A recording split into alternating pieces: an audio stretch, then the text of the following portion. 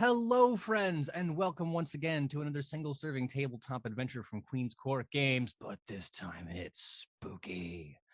As always, I am Aaron, and I will be your storyteller for this evening. Wait, no. Hold on. Can you? No, that we're not. No, it's not your time right now, Aaron. Can you just go? Wait, just well, that's very rude. Hi, friends. I'm V, and I'm your storyteller for the evening. Woo. Aaron, I see why you like it here. It's so roomy. A lot of space here. Wow. Anyway, tonight we have a very special Halloween one-shot for all of you. We will be playing The Dare, a scenario originally written for Call of Cthulhu by Kevin Ross all the way back in 1996. It was revamped and updated with the help of a seemingly haunted Kickstarter campaign.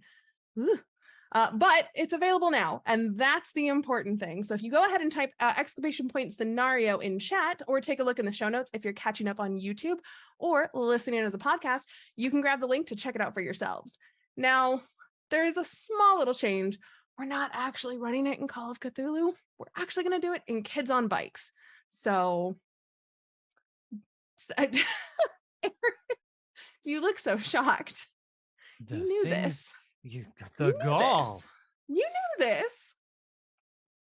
All right, folks. Now, being a horror scenario, there might be topics that certain viewers find uncomfortable or objectionable. You can get a list of these topics by typing !safety in chat or checking the show notes. So we've got our costumes and our pillowcases for candy. Let's go ahead and meet our amazing cast this evening. First up, one of my favorite people and friend of the court from Goblets and Gays, the Hellraiser, Aubrey. Hello. Now coming to us from Roll Together and Horde of Tales, and currently very far from home, the Nightmare on Elm Street, Lola. Taking time away from her busy recording schedule with Girls Run These Worlds and Zeal's daddy, who's currently on hiatus, our third guest this evening is none other than the Witch of Eastwick. It's Jazz. Hi. And lastly, but certainly not leastly, you know him, you love him, you hardly ever see him on that side of the table. It's the lost boy himself, Aaron. I don't like it down here. This corner is awful. Oh, well, okay. Do you want to move to that corner instead? Ooh, can I? Yeah, go ahead. You want to switch, Aubrey? Just swap corners with Aaron? Sure. Yeah, why not? Okay. Cool. Yeah, all all right. So okay. Is that better? Oh, yeah. No, much better. That's very nice. Thank you. Okay. All right. Is everybody happy with their corners? I think so. Okay, great. Then, let me tell you a story.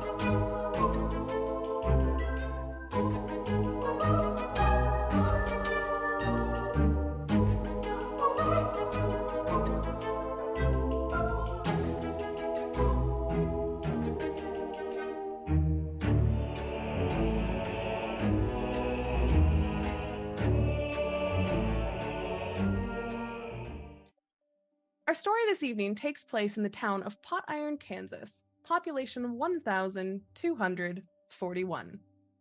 The year is 1987, and it's Halloween night. Now, while Pot Iron isn't known for its love of Halloween, and the recent satanic panic concerns keep many of the creepier decorations safely locked away in storage, the houses in the neighborhood are still garnished with jack-o'-lanterns. The evening is crisp and cool, with a breeze that rustles those perfectly crunchy leaves in the trees lining the streets. There's a hint of ozone in the air, and as the wind picks up, there's a sharpness that suggests a storm is coming, but you're pretty sure you got a little bit before any rain actually shows up. Which is a good thing, because you will have a bit of a walk ahead of you. It's getting late, and many homes have already turned off their porch lights, which, of course, is the universal symbol for we are out of candy. If this was any other year, you'd be all heading home to dump out your haul on the living room floor and trade with your friends or your siblings, bartering 4 Tootsie Rolls for a blow pop or pleading for the pink starburst in exchange for your orange ones. But this isn't any other year, is it? No. This year, you are heading past the fenced yards that you know so well, traveling toward the edge of town. The farther you get from the comfort of your neighborhood, the more infrequent the streetlights become, marked by that iconic orange glow loudly buzzing overhead. The homes here are sparser and a little run down, and the distance you have to clear to make it to the next house grows with each door you pass. You can see it, can't you? Looming in the middle distance? That old 2-story Victorian affair? And I mean, let's be honest, even if you couldn't, it wouldn't matter because you know this place well. It's the most infamous house in Pot Iron, after all, and the rumors surrounding this place are innumerable. The Barnaker House. Vacant for 20-some years, the Barnaker House reeks of negligence. The once vibrant paint now dull and peeling, if not completely absent. The roof is a shabby collection of shale tiles, and the windows are shuttered and crudely boarded up. The plants that have not withered away have overgrown, and the path to the front steps is all but hidden by vines and a thin layer of detritus. But I'm curious. This isn't the type of place that your parents would let you come into in the daytime, much less at night, on Halloween, with a handful of kids that aren't exactly your friends, all being herded by the class bully, Roger Simmons. So tell me, Dakota, what's a popular kid like yourself doing in a place like this with these people? Does your dad know where you are right now? Certainly not. Certainly not. He definitely does not know. I think I told him that, I am staying over at Stacy's house tonight after, we go trick-or-treating and watching movies and things like that. Normal things that 11-year-old girls do at a sleepover. Sure. Stacy's your best friend, I'm assuming? For now. For now. Of course. Yeah. You gotta have one in the wings, right? Yeah. Who's that one in the wings? I won't tell Stacy, but who's the one in the wings? Probably Amanda. Amanda. It would be, wouldn't it? Oh. Brady, you seem to be nodding at Amanda, Amanda's great. Is she the... Yeah, she's great. Who doesn't like Amanda? Tell me who doesn't like Amanda. I'll fight him. I mean, she's great, but she's not Stacy because Stacy's covering for me tonight. I was gonna ask Dakota, if your parents called Stacy, would she actually have your back? Yeah, no, she would. Okay. I am popular, and maybe I have promised Stacy something, to lie for me, and say that I am there. And if parents call, just say depending on the time, maybe it's she's in the bathroom, Sure, of course. It's simple things. Yeah, great.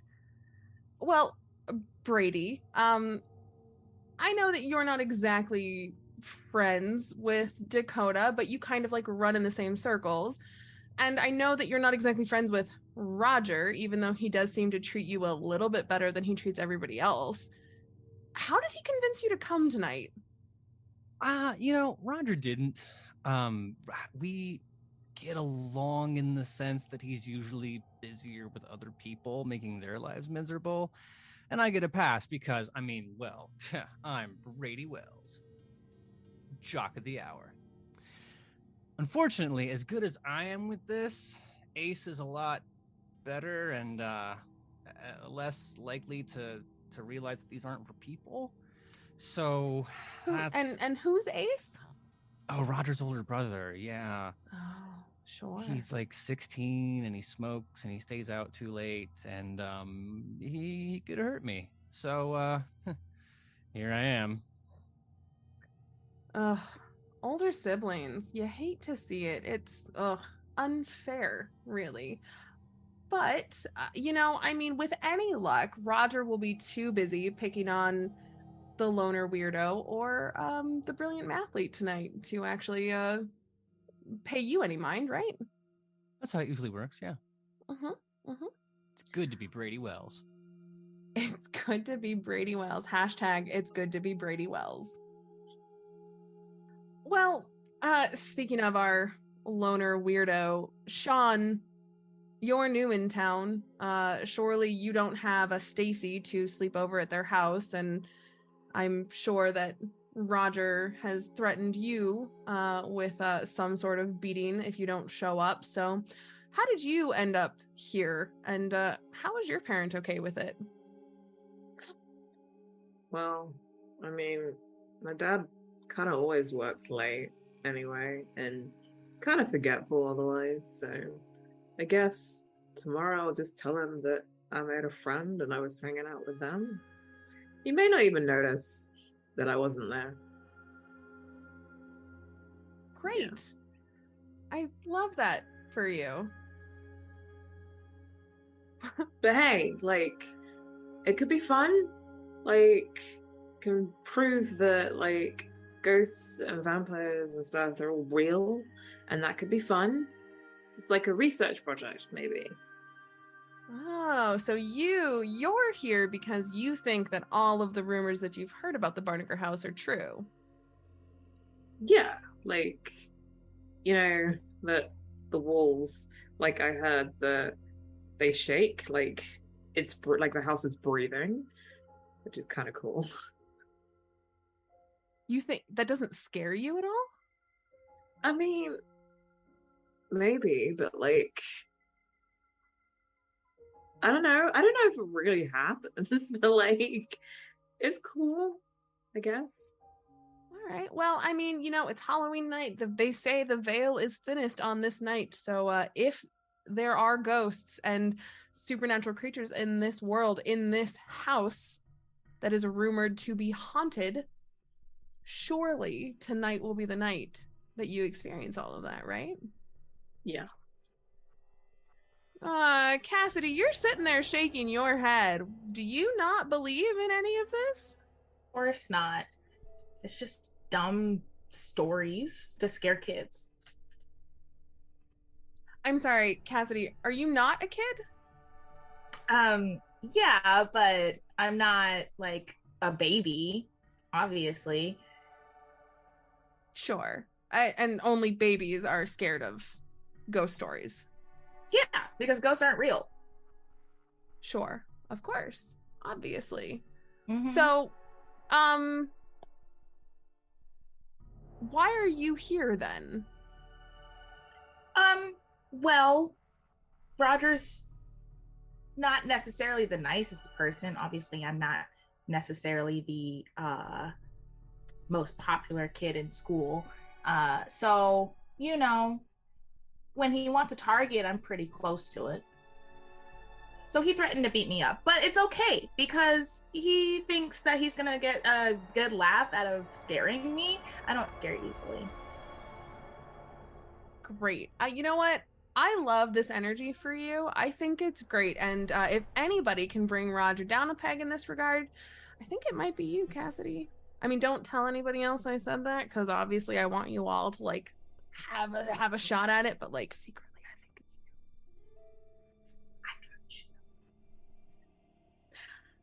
you. All right, friends. Well, it's closing in on 9 p.m., the time that Roger told you to be on the porch, or else. He hasn't shown up just yet. So tell me, as you are all standing on this porch, all coming at different times, definitely not arriving together, and you're standing underneath this porch light that has long been stripped of any useful parts. There's spongy, rotted wood beneath your feet, and the dead plants crackle with every gust of wind. What's the vibe?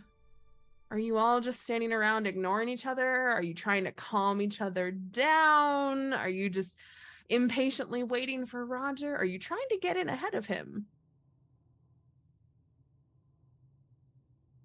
I definitely think it's a bit of impatience of just being like, just like, oh God, can he, is he leaving us here on purpose?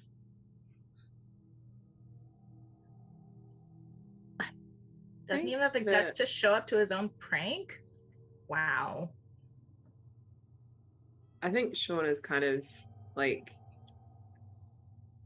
almost kind of looking around the front yard, but also scuffing his feet and just being like checking his pockets and stuff.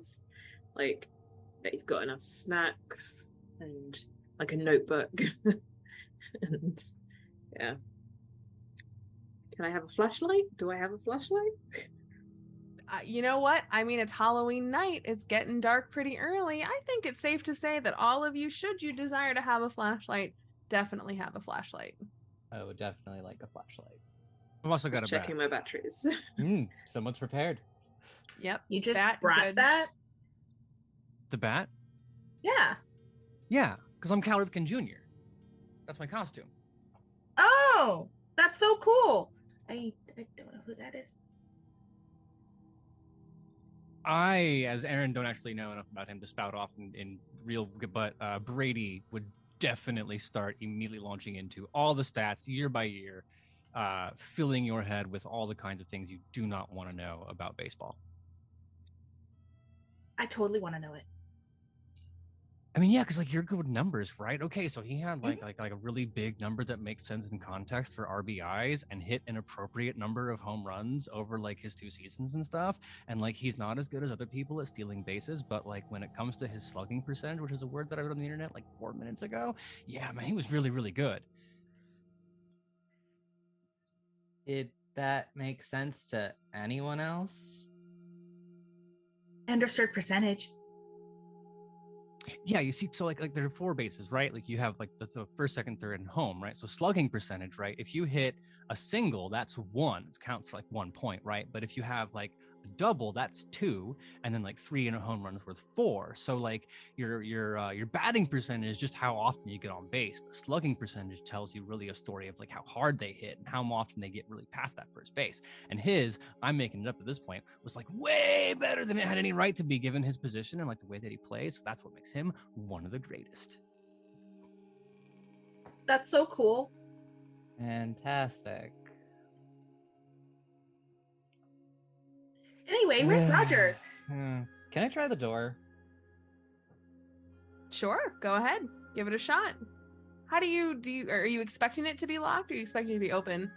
I'm honestly not sure what I'm expecting it to be. I'm just frustrated and, the fact that I have to be here and I have to do this, where I could, be putting myself into a candy-induced coma right now. And just sort of like frustrated, like, and go over and just grab the door handle and see if it opens. Can you do me a quick favor? Can you roll me a flight check? Yeah, sure. What are you rolling for that? That is a D12 for me. Okay. First roll of the game. Good luck.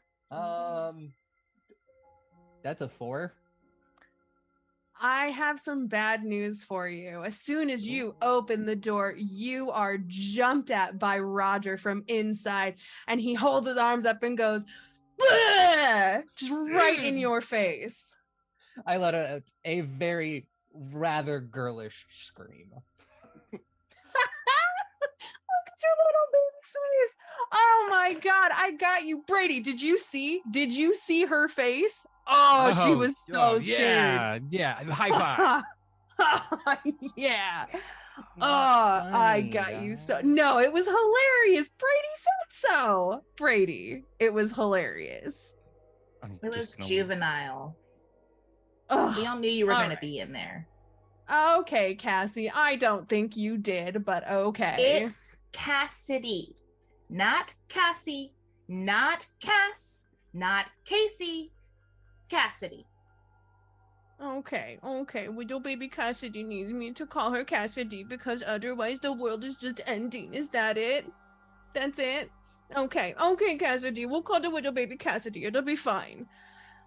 Anyway, and he'll turn and he'll look at all of you and he'll say, I'm actually surprised that all of you fraidy cats even made it here, given how much of a bunch of fraidy cats you all actually are. I thought for sure that one of you was going to chicken out. But we have a long night ahead of us, and I am sure that one of you is going to run out of here screaming before the night's over, or pee your pants, which honestly, it would be so funny.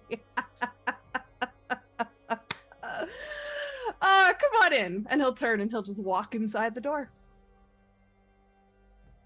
I'll go first. Yeah, go. I think I wouldn't say it's necessarily petulant, but it's kind of like a slight stomp as I enter. Sure. Makes sense. Had a bit of a rough start. So, yeah, absolutely. Cassidy, Shaun? I'm gonna follow everyone in, but I've already got my notebook out. Or well, perhaps just a really small one, and I'm making a really quick note and then stuffing it back in my pocket so that Roger doesn't catch it, or I hope he doesn't. What does the note say? Just Just between us. Houses unlocked, windows at the sides are boarded up, and nothing so far. Okay, all right. I like this. I like this about Shaun. I like that inquisitive sort of nature. So that will serve you well, I think.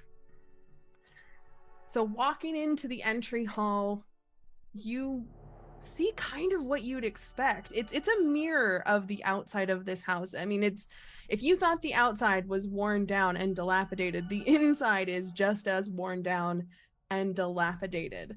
There are all manner of smells that kind of assault your nose when you walk in. There's that damp, mildewy smell from the rugs and the furniture because this place has not been touched in 20 some years. There's a thin layer of dust on absolutely everything, and the air is just filled with those little dust motes that just kind of you can see in the light. If you were to shine your flashlight, it is not clean air in here at all. Cassidy, you're pretty sure none of you should be breathing any of this in at all.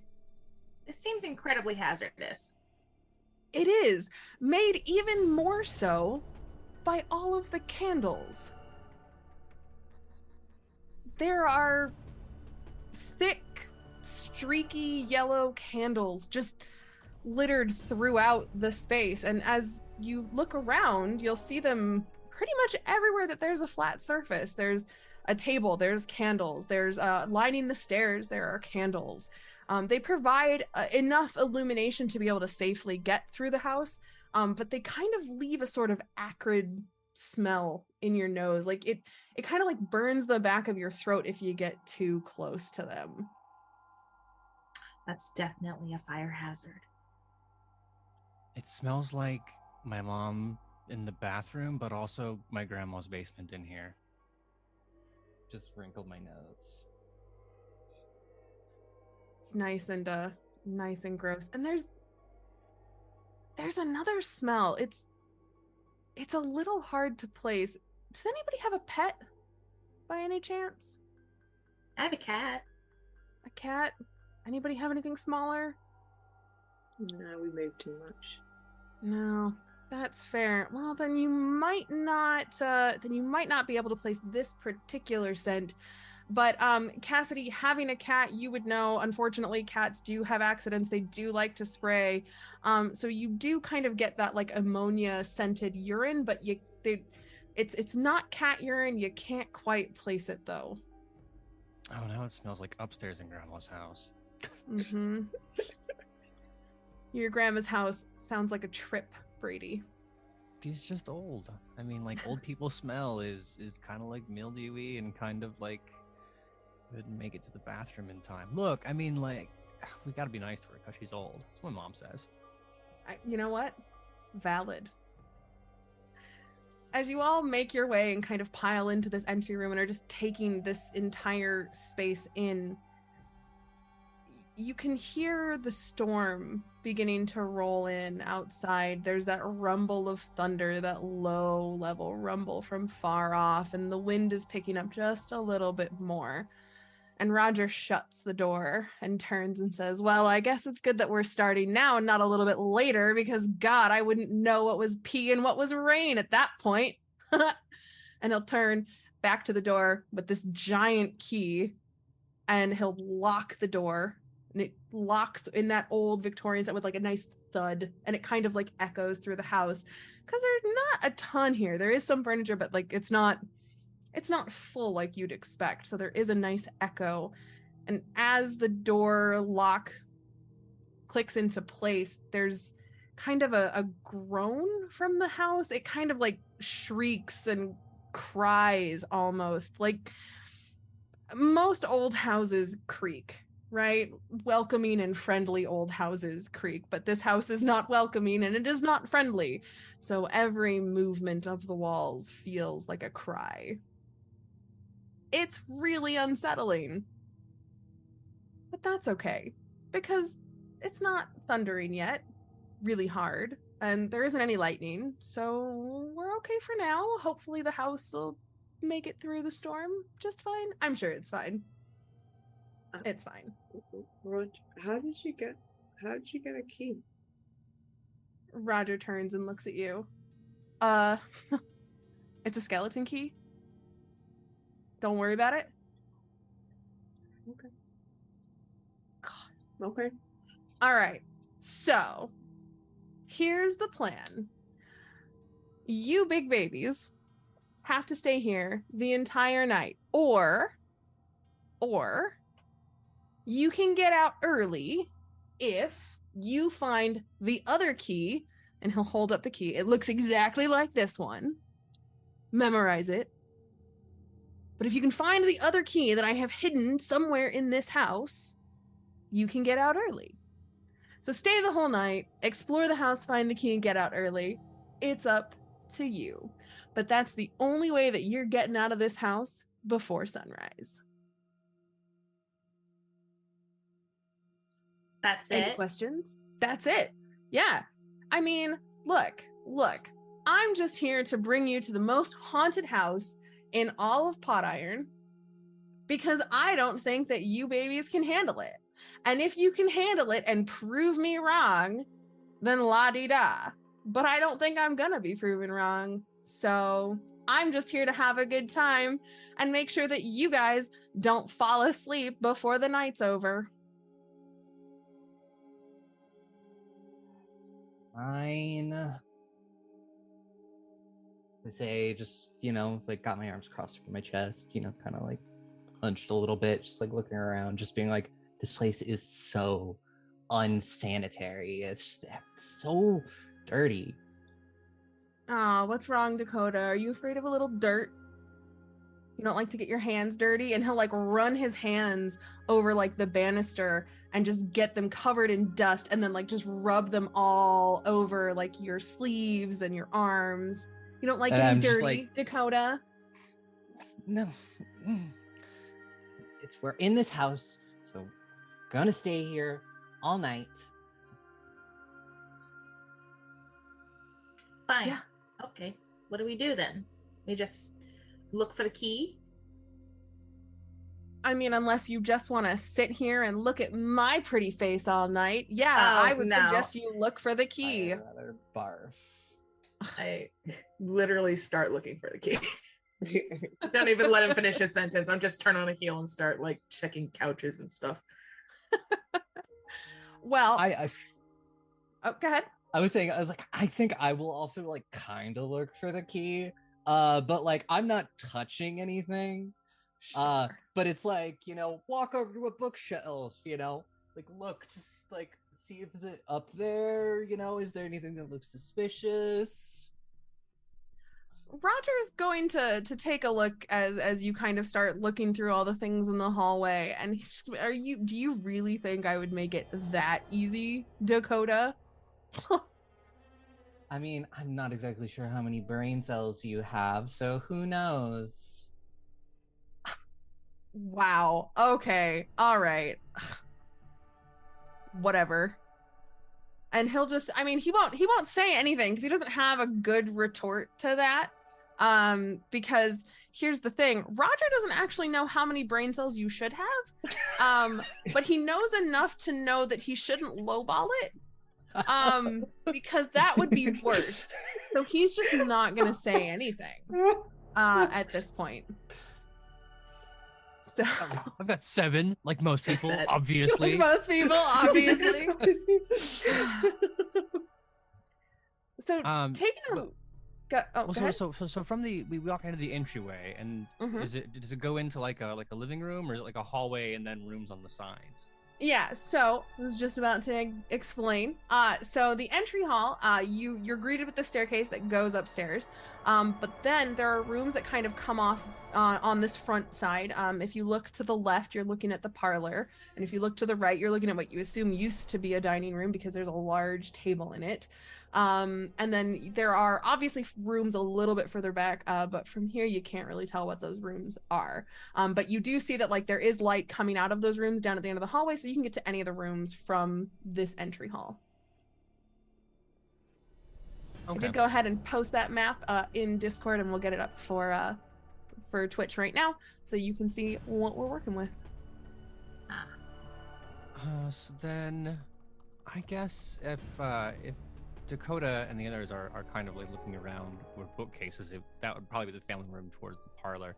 I guess at that point, I'm gonna like be kind of like poking into the kitchen. I'm not touching anything because it's gross, and my mom's really worried about black mold, which is apparently like a thing that gets in your lungs, and then you turn into like a slimy lung monster or something. I don't know. She watched the Dateline special and will not stop talking about it. Anyway, so I'm probably just like poking at the walls with my bat. And just kind of like seeing if there's like, because that's how you find secret compartments, right? You tap on the walls. Duh. Sure. I've seen the Goonies. I know how this works. Obviously. So that's what I'm doing. Have the Goonies come? When did the Goonies come out? In the 80s? Yeah. I don't remember when. Okay. So Brady, you head to the kitchen and you're poking about with your bat. You enter this room that looks, pretty unused. I mean, just like everything else, right? There are a bunch of cupboards. There's a bunch of drawers. Some of the drawers have been kind of pulled out, but there are some like pots and pans and some utensils, not in any great condition. There are a few cans way in the back of some of the cupboards, and there are some boxes that look like they've been chewed by some small creature. But there isn't anything super crazy as you're just doing like an initial sort of poke around. There's an oven. There's a door. You're not sure where it goes, but there's a door. I mean, we got all night. I'm not leaving, obviously. Gonna be here the whole time. Obviously. Cassidy runs out, totally makes sense. Shaun makes it, yeah, Dakota, whatever. But obviously, I'll be here in the morning. So it's a little bit of just kind of searching to see what happens. But then, also, if I get the key, I can be the big hero and give it to one of the ones who needs to run home, right?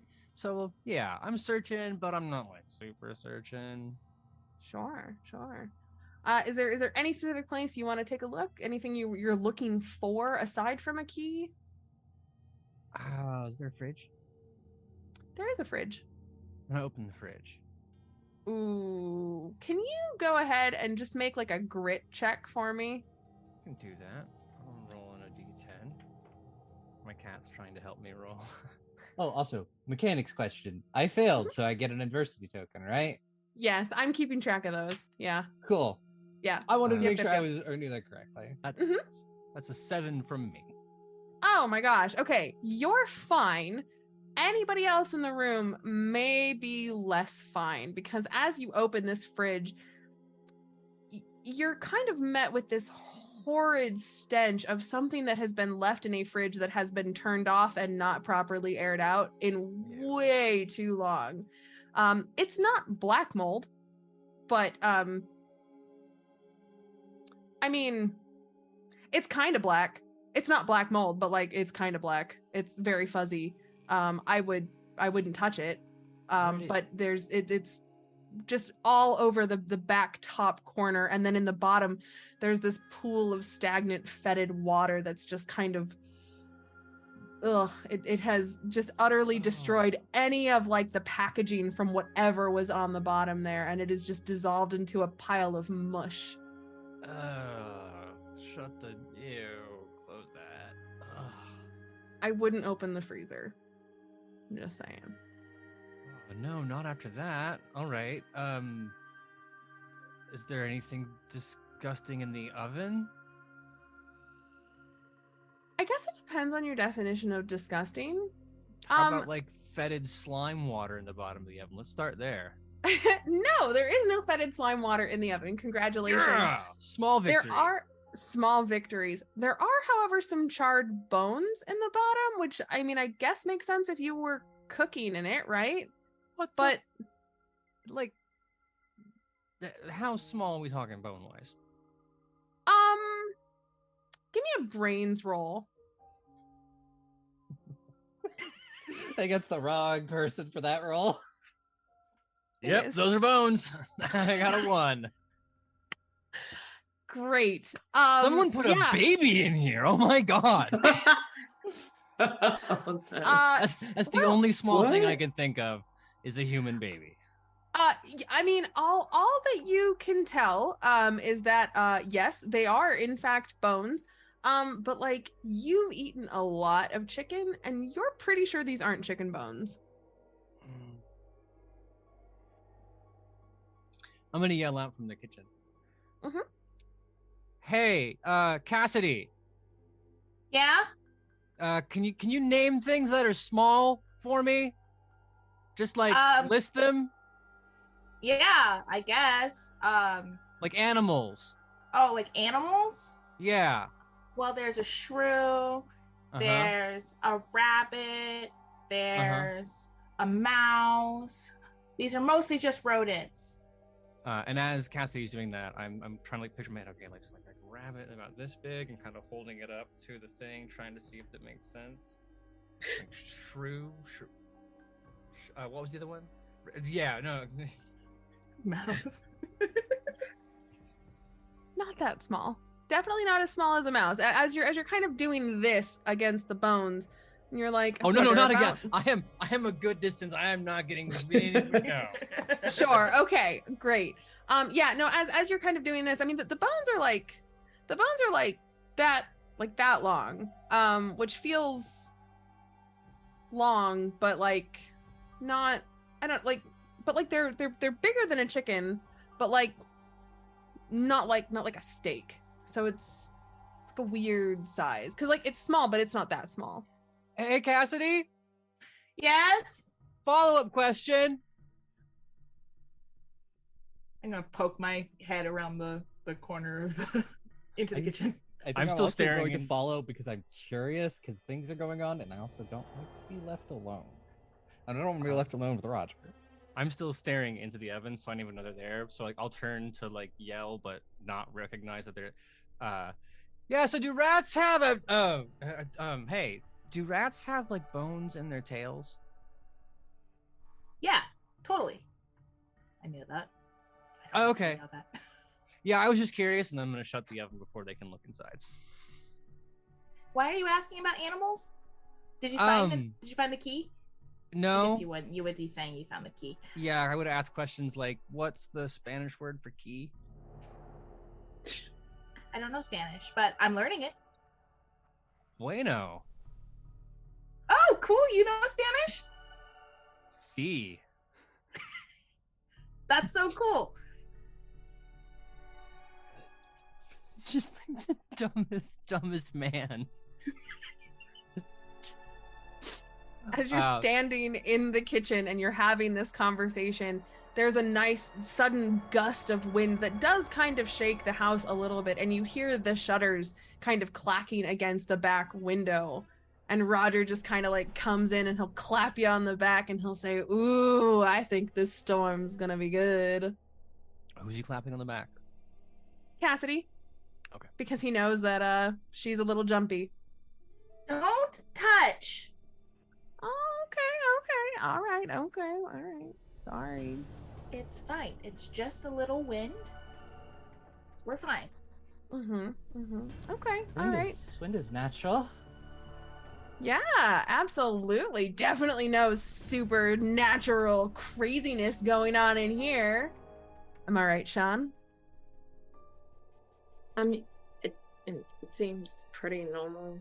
Like, I mean, it's an old house, and like, I mean, there could be some stuff, right? But like, nothing here shows evidence of that. Okay. Sure. No, I mean, you're the expert, right?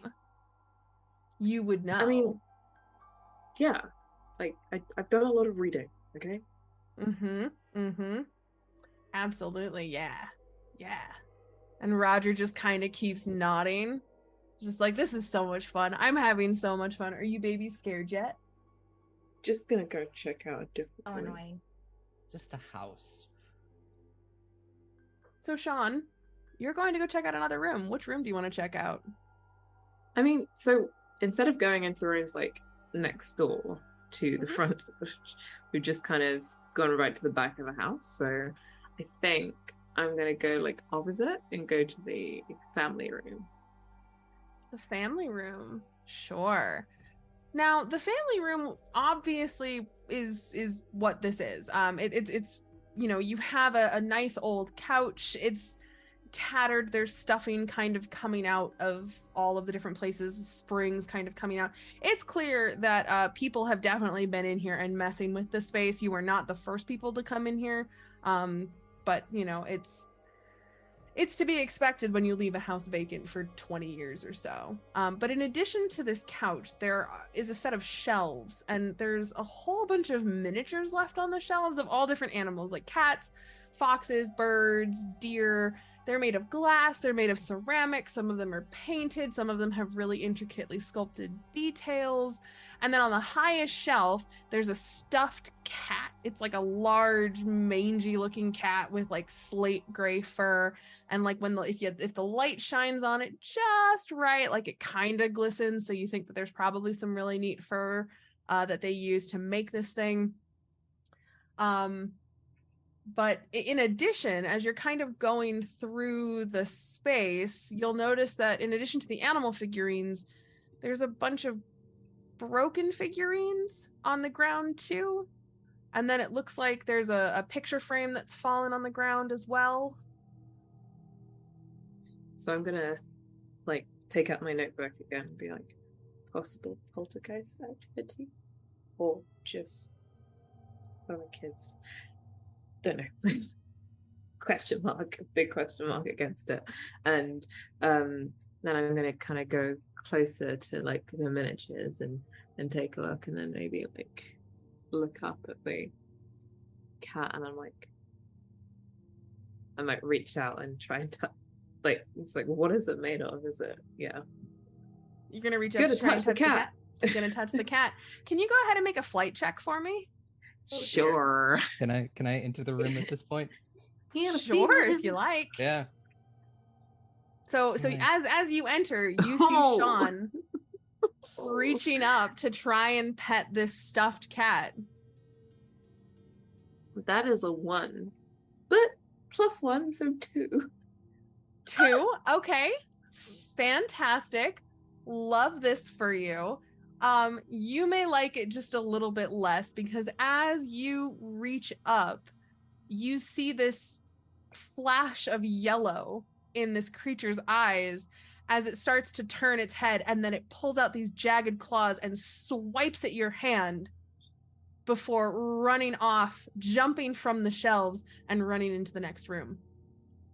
So I've like jumped backwards and kind of stumbled over myself and like landed on my ass on the floor. Like, no sound, just been like, Dakota, Yeah. you just watched Shaun reach up to touch what you were pretty sure was a stuffed cat, and then it came to life, and then jumped off the shelves and ran off. Just like look, follow it with my eyes. I look at Shaun, and then after a moment, and just be like, "How you all right?" Yeah. The answer to that is actually not really, because the cat got you pretty good. Oh, so you've got a okay. nice little cat scratch just right on the back of your hand, and it stings. Yeah, but I'm a kid. And a That's boy. true. So I'm like, yeah, I'm fine. Toxic And I'm like- masculinity. Yeah. You want to borrow the bat?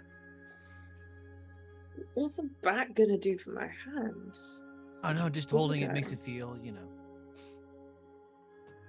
I'm fine.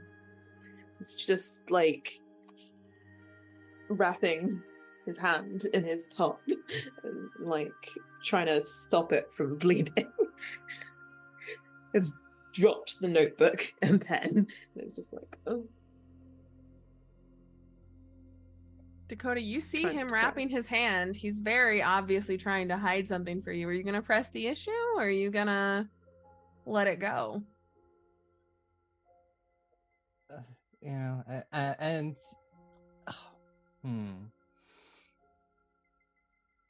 I think I'm gonna be more distracted by like whatever fell on the floor. Go over and maybe start like reaching to pick this up and being like, what are you? Wait, no, that's what's this?" mine. Leave it But, I alone. mean, I'll grab it from and like go to. Obviously, I've dropped my t-shirt because I can't hold on like that. And like, yeah.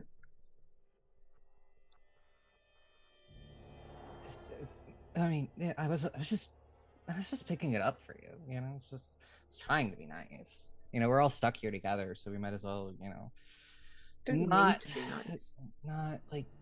You're not gonna be here long anyway. I mean, if we all work together, we can find the key. I'm not here to find the key. I am here to prove that supernatural stuff is real. And like, I heard that all the ghosts, like from people that have died in the town, they come here. So I want to like prove that that's real. Isn't that just like the synopsis of Poltergeist? Yeah, and look, there's evidence. All of these figurines and miniatures are all over the floor.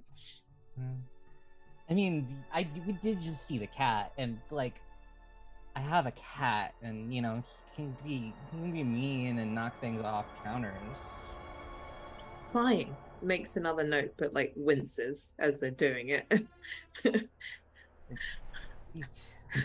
I mean, do you like? God, this probably isn't like any. That doesn't look good.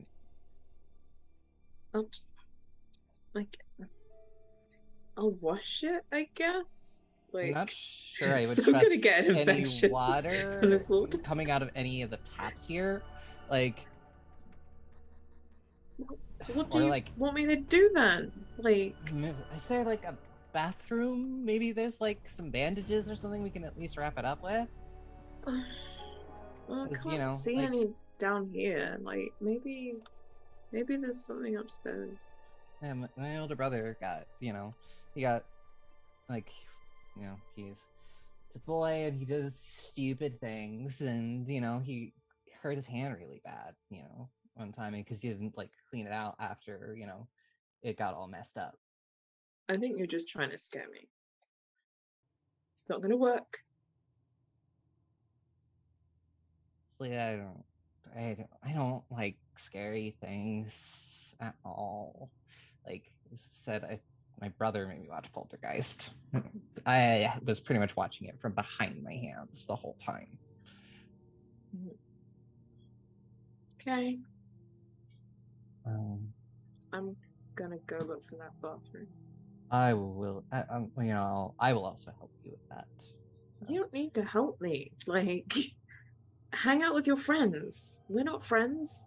I don't know you. I mean, I know Brady, but I don't say Brady's my friend. You know? Yeah, well, fine. Gonna pick up one of the miniatures and look at it. One of the ones on the ground? Yeah, one of the ones on the ground. So all of the ones on the ground, you notice, are broken in different ways, and you can't like sense a pattern or anything, but they're all of like children. And like human children and like infants and things. So like, and as you pick up more pieces, you realize that all of the broken ones, and only the broken ones, are human children. None of the ones on the shelf are human. All the ones on the shelf are animals, and none of the ones that are broken are animals. They're all human. That's strange. Apparently that cat really hates people. Clearly. Shaun has the proof. Cat hates people. Mm-hmm. There we go. We solved the mystery. Do you take a look at the photo after you look at the miniatures, or do you leave the photo on the ground? Yeah, I'm going to take a look at the photo. Okay. So you pick it up, and thinking back, you could probably piece it together. But this is obviously a photo from like the last 20 years because it's got that like the classic 60s garb. So the best you can tell is it's the previous owners, the Briggs family.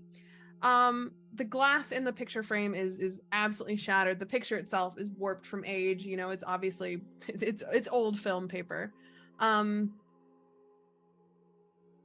all of the eyes have been scratched out. Not just the faces, just the eyes. Turn it and show it to Shaun and just be like, I wonder how much do you think that he's doing this, it's just like Roger's doing this just to mess with us. So I kind of stormed to the other side of the room to like look at different stuff because you're bugging me. So I'm like, I don't know. Like, he could have. He clearly lit all those candles. Yeah, like, but there could also be something else in this house with us. We don't know. We just have to investigate more. Possibility, I guess. And I did light as a feather, stiff as a board at a sleepover last summer, and that was weird. I haven't played that. Yeah, I thought it was just a fun little thing before we did it, and it was weird. It felt weird.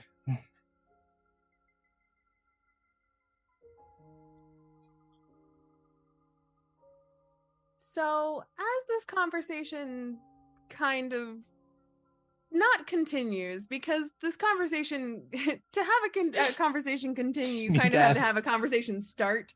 But as all of this is going on, I think Cassidy, probably not wanting to be alone with Brady, would have wandered off to another room, but I think we're going to go ahead. We're going to take a super quick break, and we'll come back and see what exactly Cassidy's been doing while Dakota and Shaun have been playing with a cat and finding weird, creepy shit.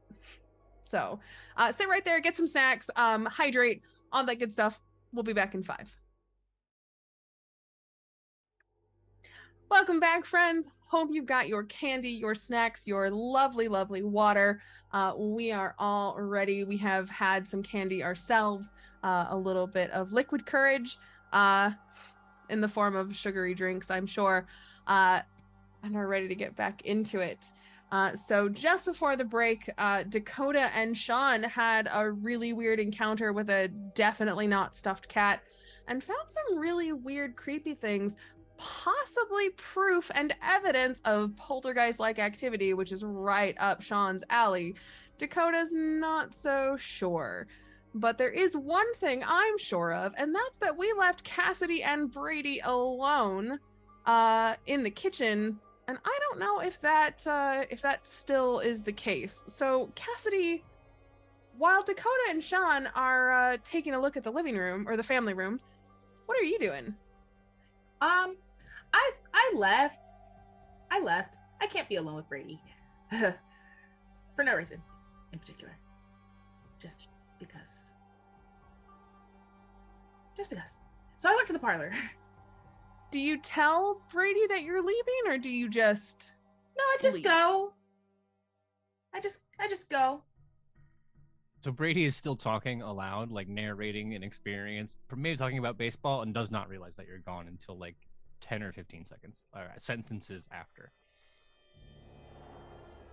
So anyway, that's why they have a designated hitter rule.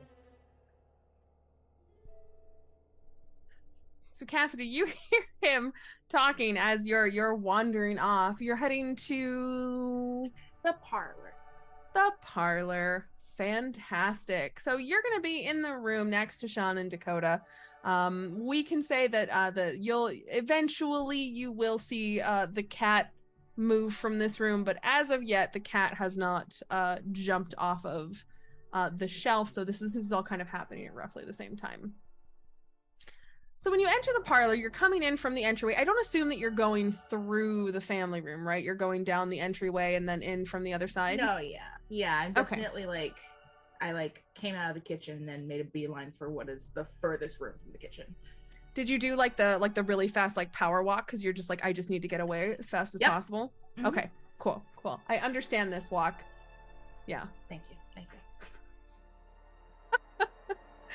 It's important to me that you understand the rush that I was in.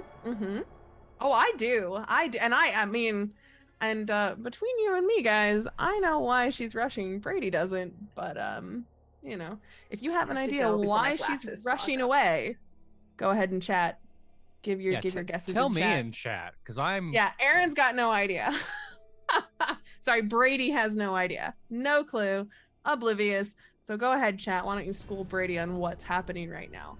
But Cassidy, you enter the parlor and there's a lot more furniture in here than I think you expected based on the general condition of the place. Not that any of it looks very nice. There's just a lot of it. So this was once the parlor, which you would have is kind of like the sitting room, or what you'd expect to be like a sitting room. So there are couches, there are chairs, there's like a small table, like not like kind of like a coffee table. There's a fireplace on one side of the room with like a nice carved wooden mantle, and of course people have come in and carved their initials or their name. I'm sure if you look you could find Roger's name somewhere on here, but noticeably there's a couple things in here.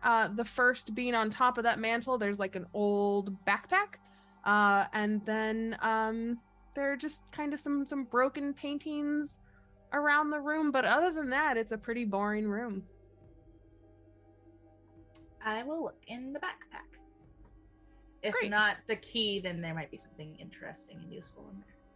Sure. Now, question. Coming into this house, experiencing what you've experienced so far, whose backpack do you think it is? Probably Roger's, right? He got here first. You'd think that. It's a very good guess. It's wrong, but it's a very good guess. So you open up this knapsack and it's very, very old. It's kind of ratty, actually. And taking, like, if you were to be a little, like, in retrospect, if you were to, like, in hindsight, take a look and really think about it, it totally makes sense that this is not Roger's because of the condition that it's in. But as you're kind of going through it and opening it up and looking around, you find a handful of interesting things. You find some tobacco, some rolling papers. You find a flask. And if you open it up, there's liquid inside. Does it smell like alcohol? It smells like whiskey. I don't know if I would what know whiskey if whiskey smells like. Well, I mean, you might. As a child myself, my grandpa, every single night, this is a true V fact, every night my grandpa would have just like a shot of whiskey on ice. That was like his nightly thing. I didn't know it was whiskey, but I knew what whiskey smelled like because that was his thing. So technically scotch, but whatever. But yes, it is a flask of alcohol, whiskey for the adults. There's also some chalk in a matchbox, and about $100 if you count it in like ones and fives, just kind of like loose. And then there's a small pocket knife. This does not seem like Roger's backpack. Did you call me? And Roger appears from behind you and like claps you on the shoulder and looks in the bag. What you got there? Nothing. None of your business. Are you sure? And he'll like reach for it. I said it's none of your business. You want us to find this key, right? Yeah, and helping. Yeah, but I didn't put the key in the backpack. Why did you bring a backpack in here? Because you're trying to cheat? Is there something in there that you think you're gonna like cheating? How would I be able to cheat? I don't know. You tell me. You tell me. I can't tell you because I okay, just because you think you can rhyme my name with stuff doesn't make you smart. How about that? Okay. I mean, anyway. I'm pretty sure that Shakespeare guy was like really good at rhyming. People think he's really smart, so. Yeah, but you're nowhere near the level of Shakespeare. Well, I rhyme just as good as he does. Nuh-uh. Yeah. Nuh-uh. Yeah. Nuh-uh. Yeah. Anyway, it's fine. I didn't call you, so bother somebody else. Okay. All right. Okay. And he'll slowly turn to walk away. And can you make me a flight check real fast? Check. Jeez. What is my flight? Is that a 12? Yay. I never get to roll these. Is that a D12? Yeah, it is. Fun. I know D12s are like the weird stepchild of the polyhedral dice sets, I think. I think I have a +1 to this. You do, because you're a kid. I am a kid. 7. 7. Ooh. So you had to beat an 8. Now you do have 3 adversity tokens. If you want to pass this, you can spend 1. I'm afraid he's going to try to take the backpack and I want it. So yeah, I'm going to spend an adversity token. Absolutely. Well, your hunch is correct, because as he turns around and you think that you are safe, he's going to spin around very quickly and reach for the bag. But you're a little bit quicker. You are small, but you are squirrely, and you are able to... how exactly do you make it so that he does not grab this from your hands? I sidestep and I watch him barrel full on into the wall. Ooh, ouch. I just go like this. Oh, well, here's the thing. As you do that, he's actually going to barrel not into the wall, but into the fireplace itself. And he's going to hit it, and it hurts. Luckily, it's his body and not his head. But as he does, there's a little bit of a rattle inside the chimney that you can hear.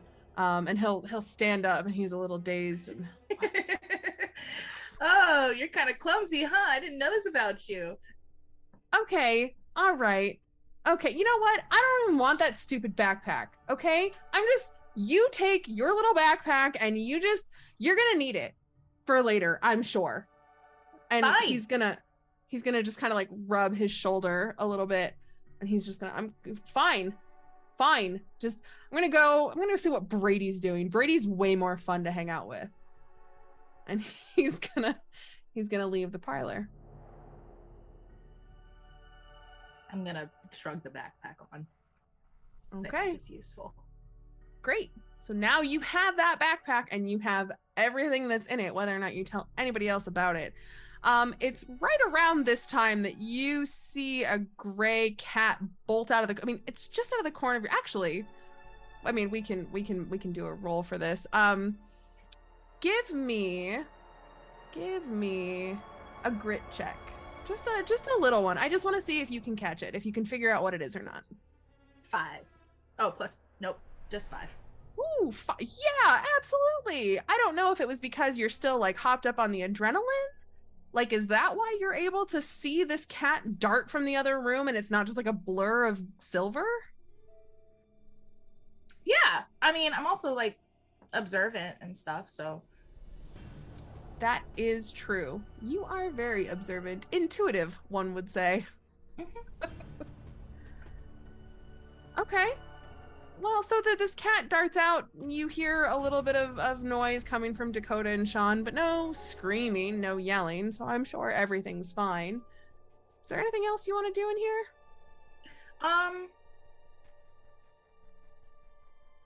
I think I wanted to look at the paintings or like behind the paintings to see if there is a key attached to the back of one. I know that they're a little bit destroyed right now, so I might glance through them, but I'm more interested in what's behind them. I mean, it is a fair guess of all the places that Roger could hide, hiding them in paintings or behind canvases. Totally choice location for this key to be hidden. But unfortunately, you don't find anything. Behind all the paintings, though, there are places where you do see some holes chewed into the wood, just, of the wall itself.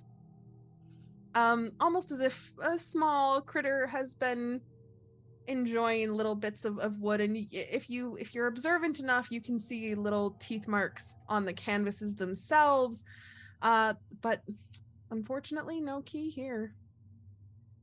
Yeah, Roger's not smart enough to hide it behind a painting.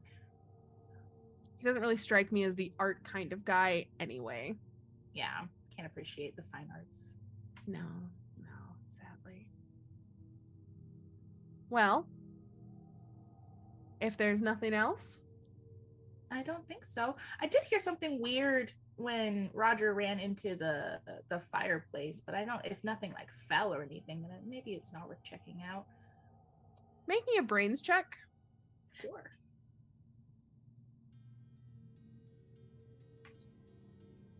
Oh, 19. Okay. Using all 7 brain cells. Yeah. Yeah. So now that you've taken a moment and you've actually thought about the fireplace for the first time, you realize that there's a lingering smell in here, and that based on the soot that's kind of gathered at the bottom that kind of made a little bit of movement when Roger knocked into the thing, plus that smell, you're guessing that there's something blocking the flue. So the fireplace is currently closed. The way that old fireplaces worked is there's like a metal thing that you have to open and close so you can actually use it, because you don't want, like, if it's raining outside, you don't want water to come into your house while you're using the fireplace or put the fire out. So you have to open up the flue to be able to let the smoke and stuff out. So you also don't kill yourself. So based on everything that you know, being as smart as you are, you're guessing that the flue is closed and there's something blocking it. That's interesting. Do I know where this is just being a youngin'. Do I know where the switch is to open it? There's a little lever right on the inside. It's like a metal sort of, you have to turn it. Sometimes they get a little stuck, but there is a metal lever on the inside. That's how you open it. Well, it is raining, but the fireplace isn't lit. So I guess it's probably safe to open it and just see if there's something blocking it.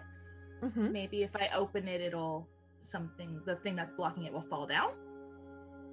Sure. Key. We'll see.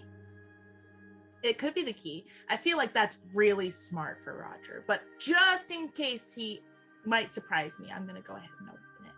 Roger might actually use those 7 brain cells. He might. Well, as you go to open it, it's a little stuck. Because again, old house, whatever's in there may be jamming it. I'll tell you now, I'm gonna need a brawn check to do this.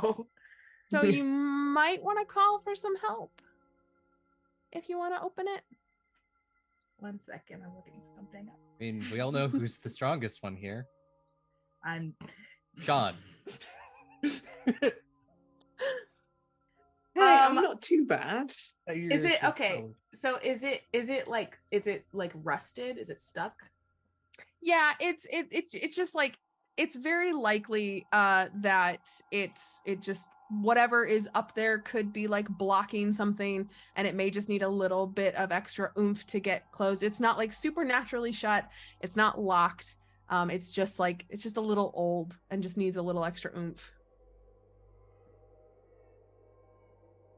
I'm gonna try something, and if this doesn't work, I'll call Brady, I guess.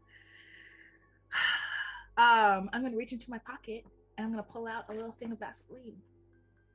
Ooh. And I'm going to lubricate it. Okay. I like this. I like where this is going. Why don't you go ahead and give me that strength check? But because of the Vaseline, it'll be like 2 points easier than it would be before. Okay, cool. I'm still gonna have to explode, I think. This is not my strong point. Ooh, I got a 3. It's almost there. You feel it. You feel it wanting to give. You have a couple more adversity tokens if you wanted to spend them. I'm so afraid I'm gonna need them.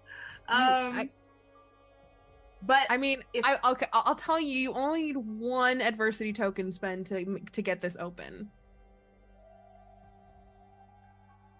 So you can spend it, or you can call Brady and have Brady come in and save the day. I would rather die than call Brady. I think I'll spend it.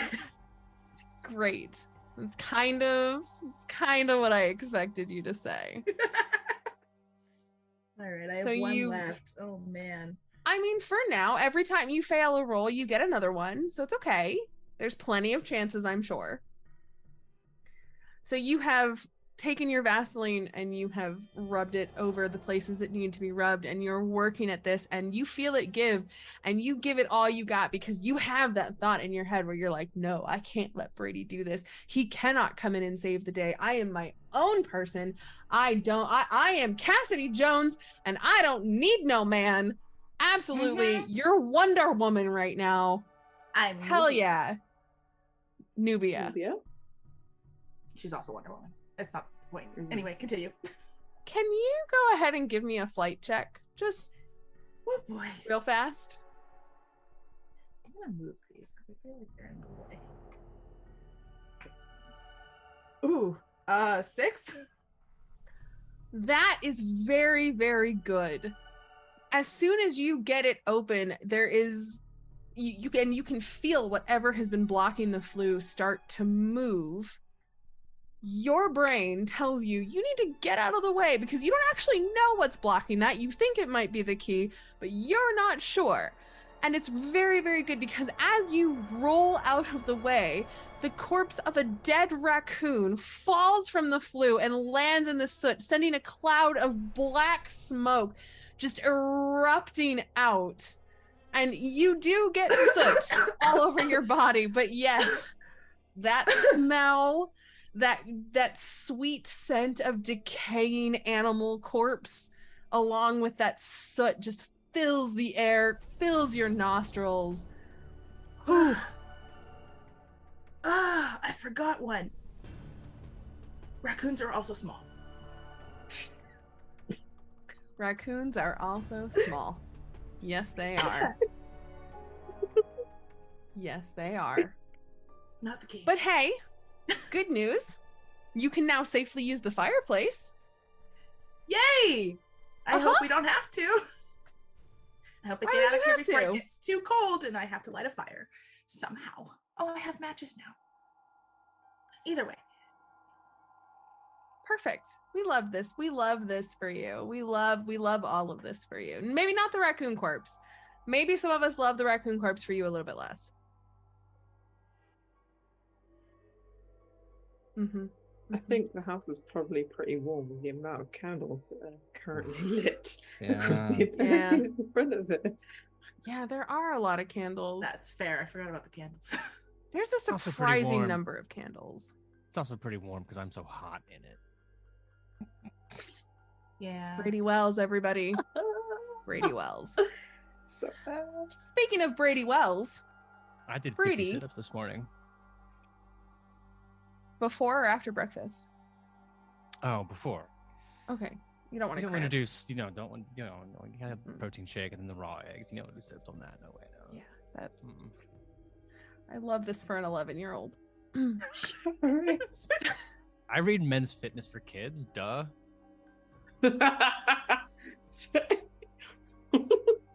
So Brady, you turn around. Cassidy has left you alone in the kitchen. You don't know when she left. You just know that she left. Dakota has wandered off. Shaun has wandered off. Where are you going? I mean, I kind of trust them to do their own thing, right? Like Mhm. when you're playing any sport, really, but like especially soccer, you kind of have to trust the rest of your teammates are going to be in the right place to get the ball when you've got it. And like, I'm the guy with the ball because of course I am. And they're just in position ready for the pass. That's all. So from the kitchen, I think the move for me would be to go to the dining room, probably. Okay. I mean, that makes logical sense to me. Also, just from a storytelling standpoint, the other rooms are taken. So totally love this. That's why they You call me walk- Brady 7 Brain Cells Wells. So I love this for you. So connecting the kitchen and the dining room is this little pass through. At one point, it was probably used as like a holding quarter for food. It's where the help would be. They would store things for dinner. It would, they'd come and get the drinks, or they'd come and remove plates to this space. It was just a nice little separation from the dining room into the kitchen.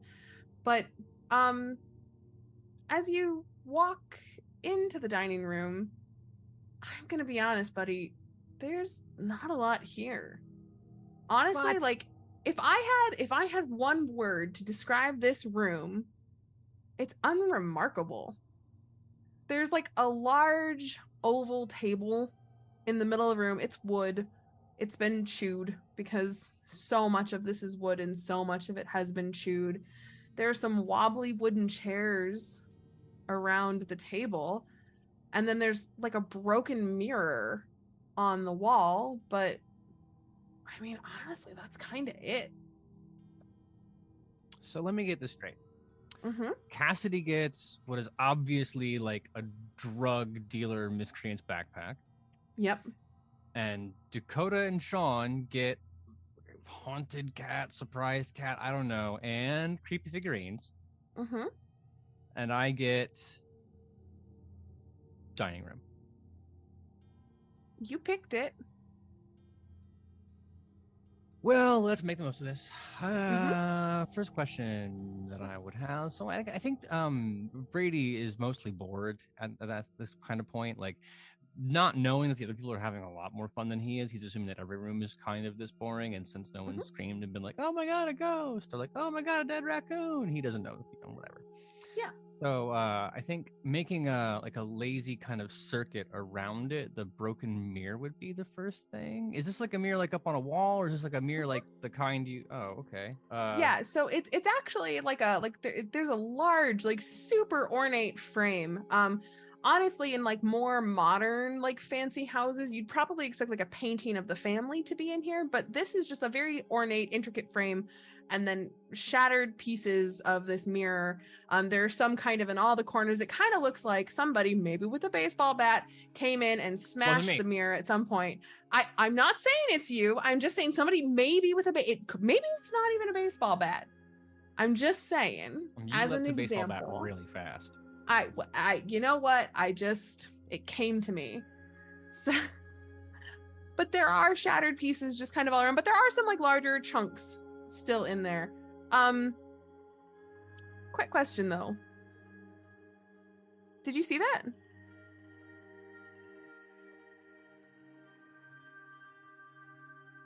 Are you sure? Pretty sure. Did I? You're looking at the mirror, right?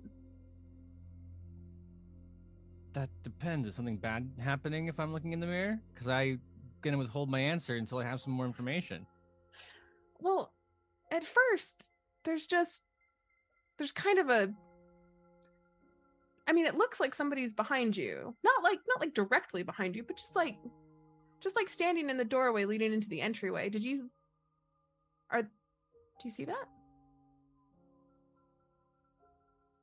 It's got to be Roger or Cassidy. It's not a problem. There's other people in the house.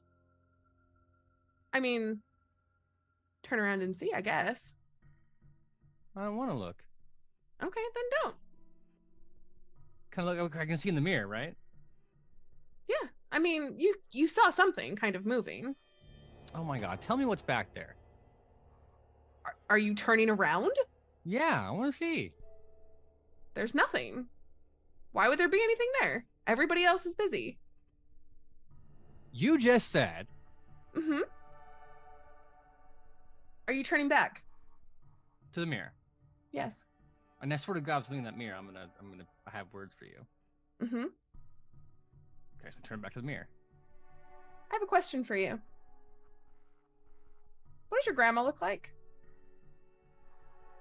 She's like real short, like 5'1", and she has the curly like cotton ball grandma hair, and then just like jowly, Mm-hmm.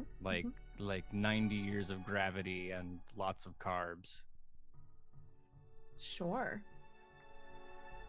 Would it be very strange for you then, you think, based on where you are right now in your current situation, to see her in the mirror standing behind you? Well, yeah. Okay. Would it be weirder if she had a grin on her face? Not like a smile, but like a grin. Like her eyes were a little too wide and the whites of her eyes were a little too big and the corners of her mouth were just a little too curled and she was showing just a little too much teeth. Oh, my grandma doesn't smile for anything, not even Wheel of Fortune. So, like, any amount of grin more than none is creepy, and, like, this is extra creepy. I don't like Can this. you make a grit check for me? I'm pretty good at that. Is 9 enough? Ooh, yeah, it is actually. So why? Brady Wells, everybody. So why in this moment, Brady, seeing your grandmother behind you in a house with a wicked grin on her face, why does that not terrify you? I think it's because you need a certain amount of like creativity and imagination to reach for the paranormal and the weird. And it's just like fucking empty up here. So we don't go to like, oh my God, it's a ghost, or like, I'm being haunted because of whatever. It's like, oh, that's weird. But like, my grandma's not here. And I turn around and I'm like, yeah, she's not here. And then I turn back and she's like, oh man, brain's playing tricks on me. I guess because the house is creepy. Roger, I see why you got us to come here. I am 100% willing to buy that Roger is just too dumb to be scared. Brady. I'm so sorry. Both but of either, yeah. But no, I mean, you turn around, she's not there. You turn back, she's not there either. It's got to be. So wait, when you said like behind me, do you mean like hello, I'm your grandma right behind you, or do you mean like Oh, yeah. Oh, okay. Well then, yeah. Oh, no, no. that's definitely like right there, just face right there, just. That's a good grandma impression. Thank you. I am a spooky old woman. What can I say? Yeah, no, I just like it's my brain doing tricks on me. That's why, yeah. You know what? There have been a lot of advances in Halloween decorations, and it's probably just Roger like doing a really like he probably had a picture of your grandma, like Roger, you know? Could be. It's gotta be. I mean, I don't mean to brag, but like my dad did take me to Disneyland, and I see what they did, right? And like, I'm not saying Roger's that smart, but like, like they like the Walkman, like they can do anything with technology now. It's true. It's kind of a miracle of science, truly. That said, somebody with a baseball bat is gonna like just knock at that mirror a little bit. Right now? Yeah. Great. Okay. Not like a Louisville Slugger it, but just like a good Poke. jab at that mirror. Yeah. I mean, you can jab at it, and as you poke, some of the smaller shards will kind of fall off and tink tink tink on the floor as it hits. But I mean, the mirror is a mirror, and it's not like your baseball bat goes through it. It's not a portal to another dimension or anything, because that would be ridiculous. But that's some Shaun shit right there. I'm not into that. That's some Shaun shit right there. So, it is about this time that you hear a scattering, some sort of animal running up the stairs. You think maybe? It's my grandma again. It's your fucking grandma. I didn't know that your grandmother could scatter like a cat. But she's spry for her age. Sure. Great. And then, not too far later, if you're still kind of poking around the room, you'll hear Roger, of course, tormenting Cassidy. You'll hear the raccoon fall out of the flue. But at that point, everybody's kind of explored all their rooms, and you're pretty sure, all of you, that there is no key on the first floor. I mean, why make it so easy? Roger agrees with you, and as you all kind of reconvene in the entryway, he's standing at the stairs, kind of just leaning up against with his foot up on the banister, and he just goes, I don't know why you guys wasted your time down here. Why in the world would I have put it down here? That would have made it too easy. Ooh, Cassidy, you're looking a little, got a little on your face. Yeah, well, I was being thorough. He clearly does not know Thorough, why. it means I was I feel like I know what the word means, but I can't imagine where you would have gotten any of from the fireplace. Crawling under the Duh. You went in the fireplace? Well, I gave you too much credit. I thought you might have hung it in there. But clearly, that's not one of your brightest ideas. Yeah, exactly. No, it would have been a great idea, though. Mm-hmm. That's a really good hiding spot. I'm going to remember that for next time. Thanks, Cassidy. You're welcome. He's so smart. Thanks. But he'll point up the stairs and say, there's a whole other level of house, friends. Are we ready to go? Because, of course, he's obviously not going to let you go alone.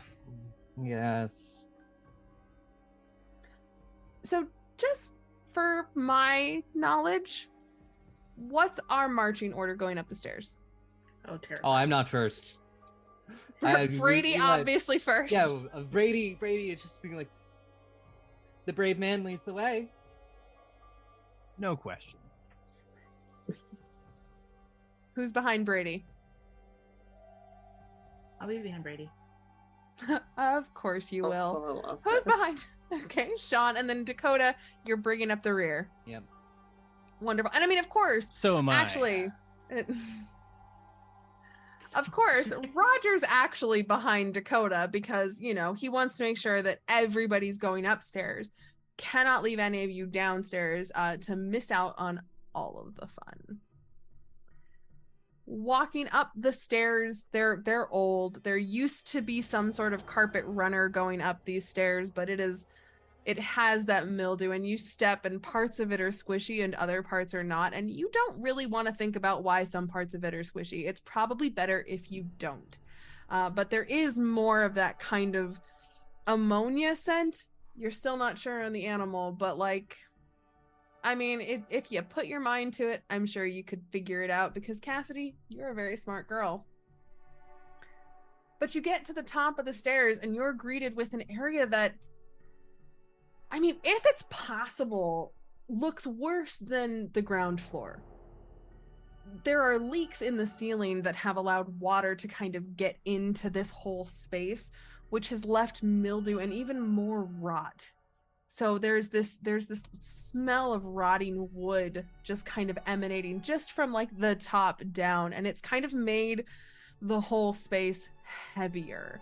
And really, now that as if you pay attention as you're walking up the stairs, because now you're kind of like in the middle of it, you hear that as the storm is picking up, you're experiencing these leaks in the ceiling a little more firsthand, because some of the walls have water kind of dripping down and pooling in the carpet, running down the stairs, things like that.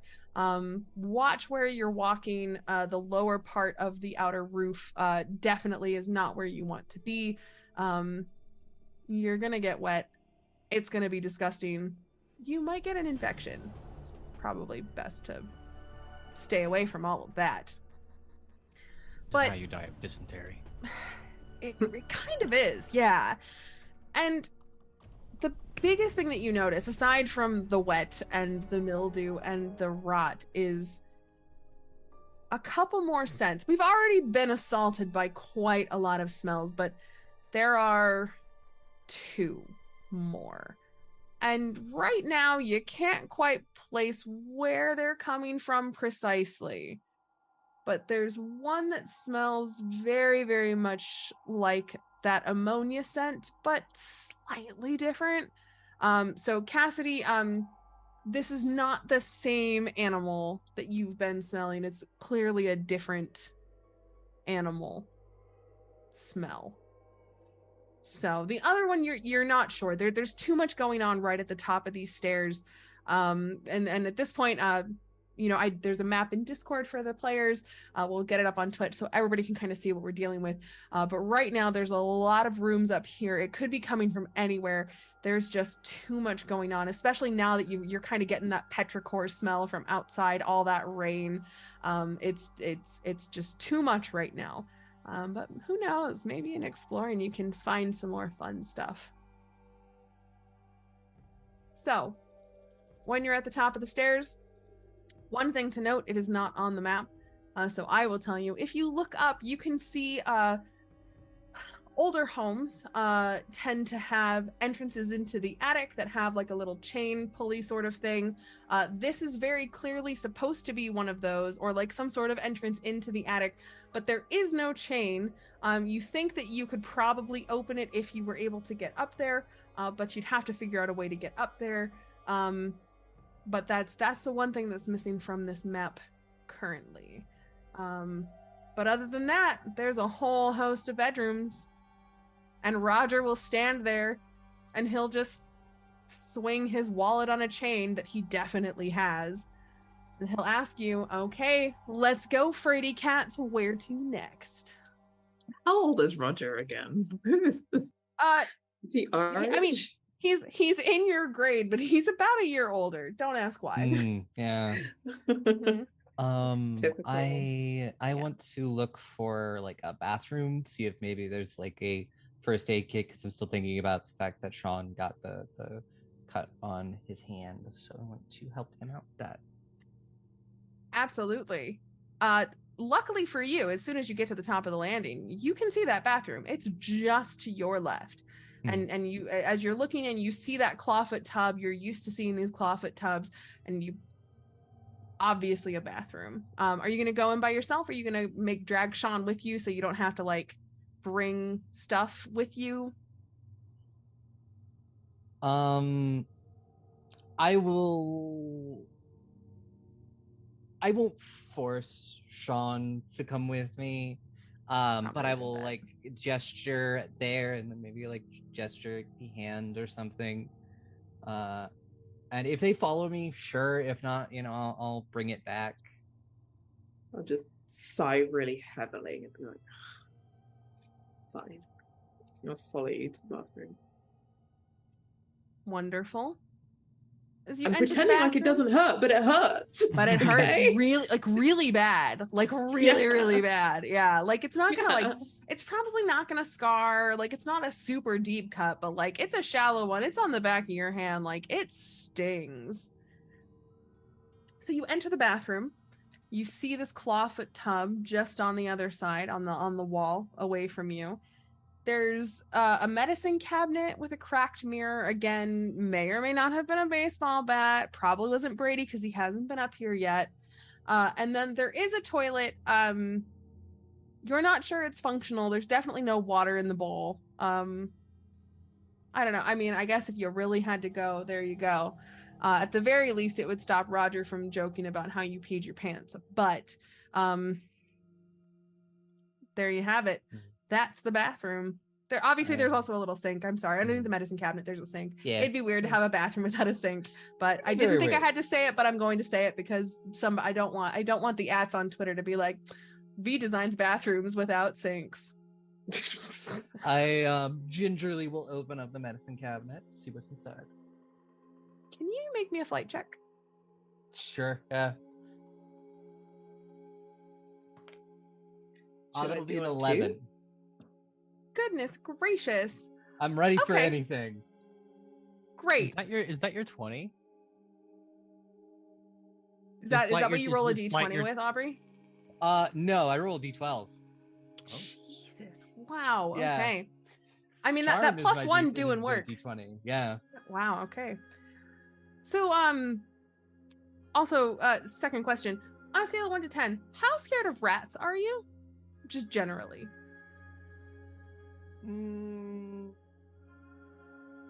I want to say like a normal, like maybe like I'm less scared of rats and more of jump scare rats because Sure. it's like sudden rats.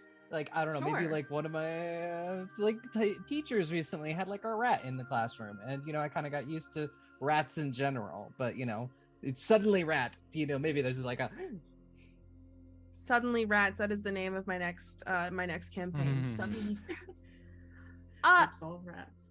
Well the all right. Sounds like a musical. Ooh. Oh god, it's like Cats but worse. copyright. It's copyright. So you're probably going to keep it together then, because with your 11 on your flight check, this rat, as you open this medicine cabinet and startle this poor rat who was just taking a nap, and he kind of leaps from the medicine cabinet, you're easily able to sidestep him because he's actually really large, like weirdly large. You're not sure how he was laying in that medicine cabinet. He was probably curled up because he's weirdly large. But he'll jump, like not at you, just kind of off, and then land over by the clawfoot tub and kind of scuttle behind it. And as you're kind of standing there trying to figure out exactly what happened, you do hear like a weird sort of crying, mewling sort of. It's not like a normal rat noise, that's for sure. Yeah, rats don't make noises like that. Just being like, okay, that's weird. I'm sorry. Just a rat, right? Big, Yeah, but that's a like- big rat. Big rat. You Huge can rat. have your medicine cabinet back in a minute. Yep. There is some stuff in the medicine cabinet. You're lucky. Mechanically, we don't need to have your lucky come into play right now. But you are lucky, and lucky also in this instance because you know what? There are some band-aids. A lot of them have been chewed, and I probably wouldn't use rat-chewed band-aids on anybody, but like they're also 20 years old, so some of them, like, you're gonna open one and it's not gonna stick because like that glue is just not gonna hold. But if you want, there's a little bit of gauze. Again, it's kind of but I mean there are band-aids. No Neosporin, nothing like that. But you got some band-aids, and if nothing else, it'll stop Shaun from having to wrap his hand in his shirt. Yeah. And just be like, well, Which is getting progressively dirtier. there's some band-aids, maybe a little bit of gauze so you can at least get it covered. So, you don't have to worry. Like, there's a lot I'm gonna of just water stick my here. hand out for you to do it. Like, Okay. Just gingerly, Mhm. just be like, I have to, I have an older brother. I He love how gets there's hurt no a lot thought of actually cleaning it, but because he's a teenage boy, and they make stupid decisions. Yeah, they really do, don't they? Not saying that Brady's going to be that way, obviously. Obviously. Obviously. Mhm.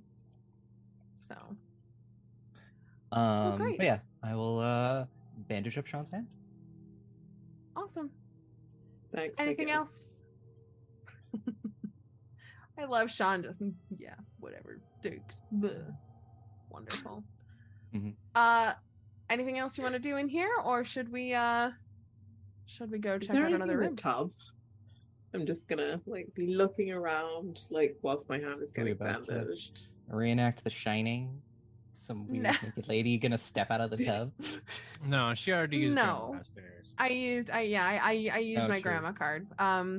So cheesy to have grandma and grandma again. Yeah, I we're out of know. ideas. Oh no, it's grandma. As you walk over to the bathtub, it's your average clawfoot tub. It's incredibly stained. Definitely would it would need to be redone before anybody could use it for any purpose at all. But no, it's just a bathtub. There are some rat droppings and some small toys in there, but aside from that, nothing out of the Toys? ordinary. Yeah, toys like jacks, little bouncy ball, things like that.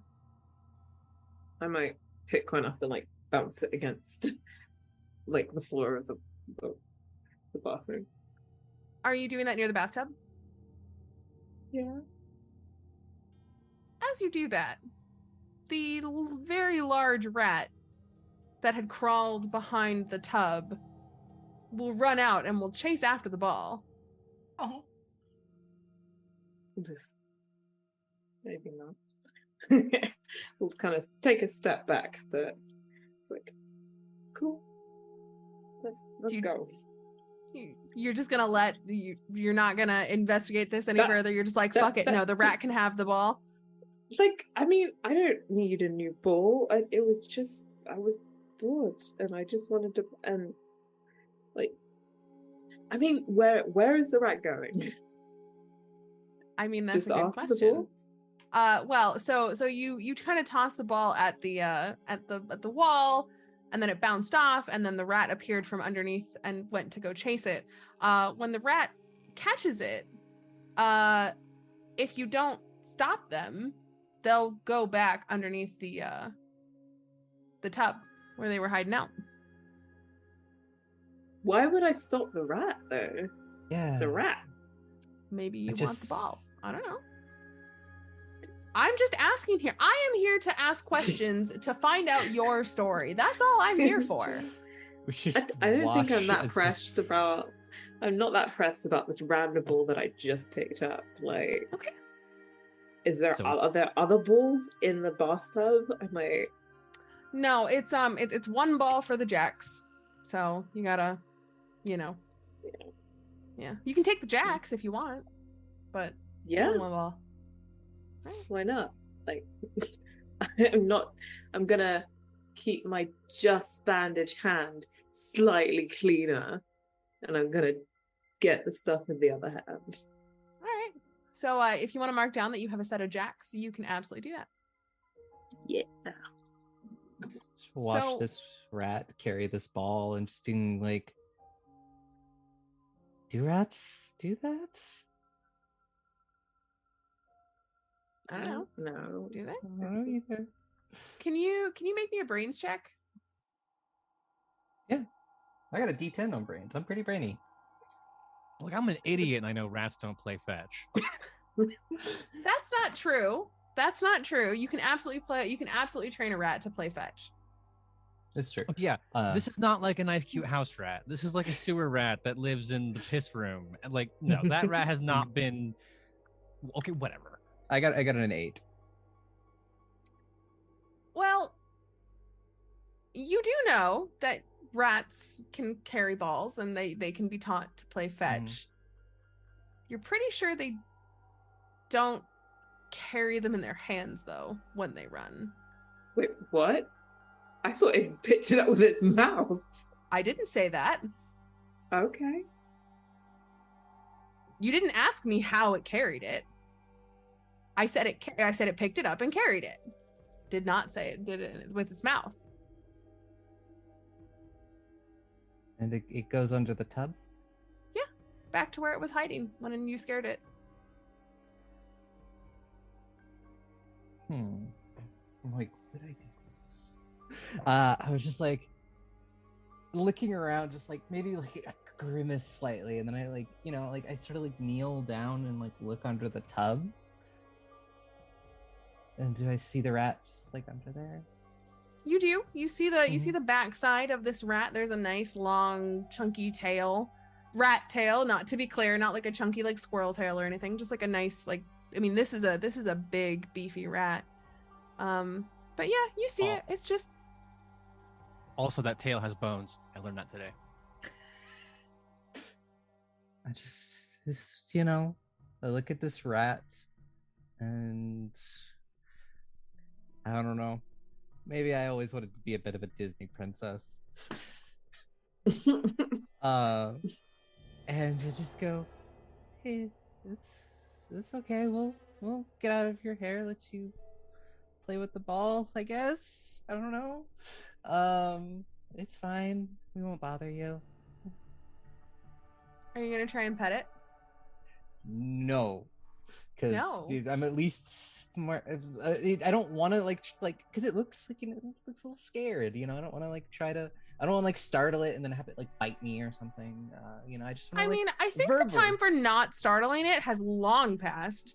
To be clear, I am not going to try to pet it, but I'm going to like verbally, you know, just be like, "Hey, it's fine. We're not going to hurt you."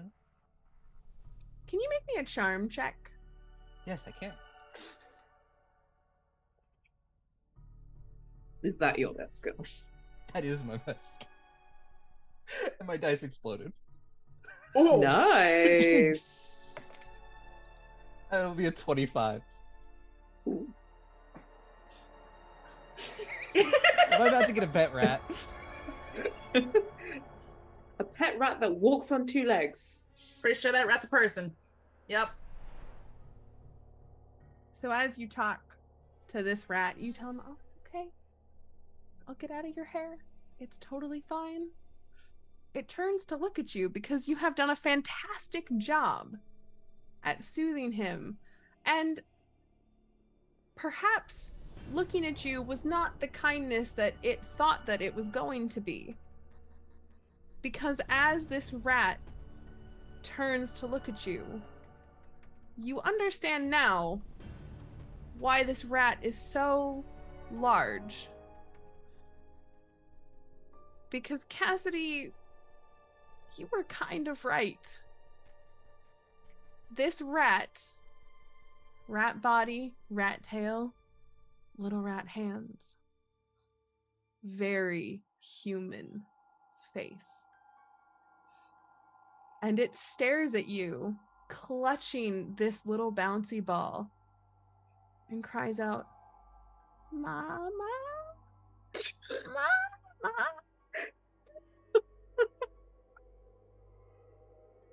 And I think now is a great time for our second break of the night. So why don't we go and get some drinks? We're gonna let Dakota sit with this for just a little bit. I think 5 minutes, probably the correct amount of time to process what just happened. But we'll be back. Go hydrate, get some more candy, and we'll see you back and see what happens after this. Stick around. Welcome back, friends. I hope you have refreshed your candy like we all have and gotten your drinks like we all have, because we are back from our break and we are ready to dive in. Now, just before the break, Dakota and Shaun befriended a wonderful little critter, but I think what we need to do right now is figure out what Cassidy and Brady are doing as they are befriending this rat thing. So, Brady, Cassidy, you see Dakota and Shaun head into the bathroom to look for bandages or whatever it is they said they were looking for. What are you doing? If you want to figure out where the bully hid the key, you got to put yourself in their mindset, right? So, like, Roger, he's a bully. And my parents tell me that bullies are just emotional children and they have like stunted development and they don't have the skills for like, you know, an adult would use. So if I were an emotionally stunted child, where would I hide the key? Child room. Oh, okay. You know what? I like this logic train. I think it makes sense.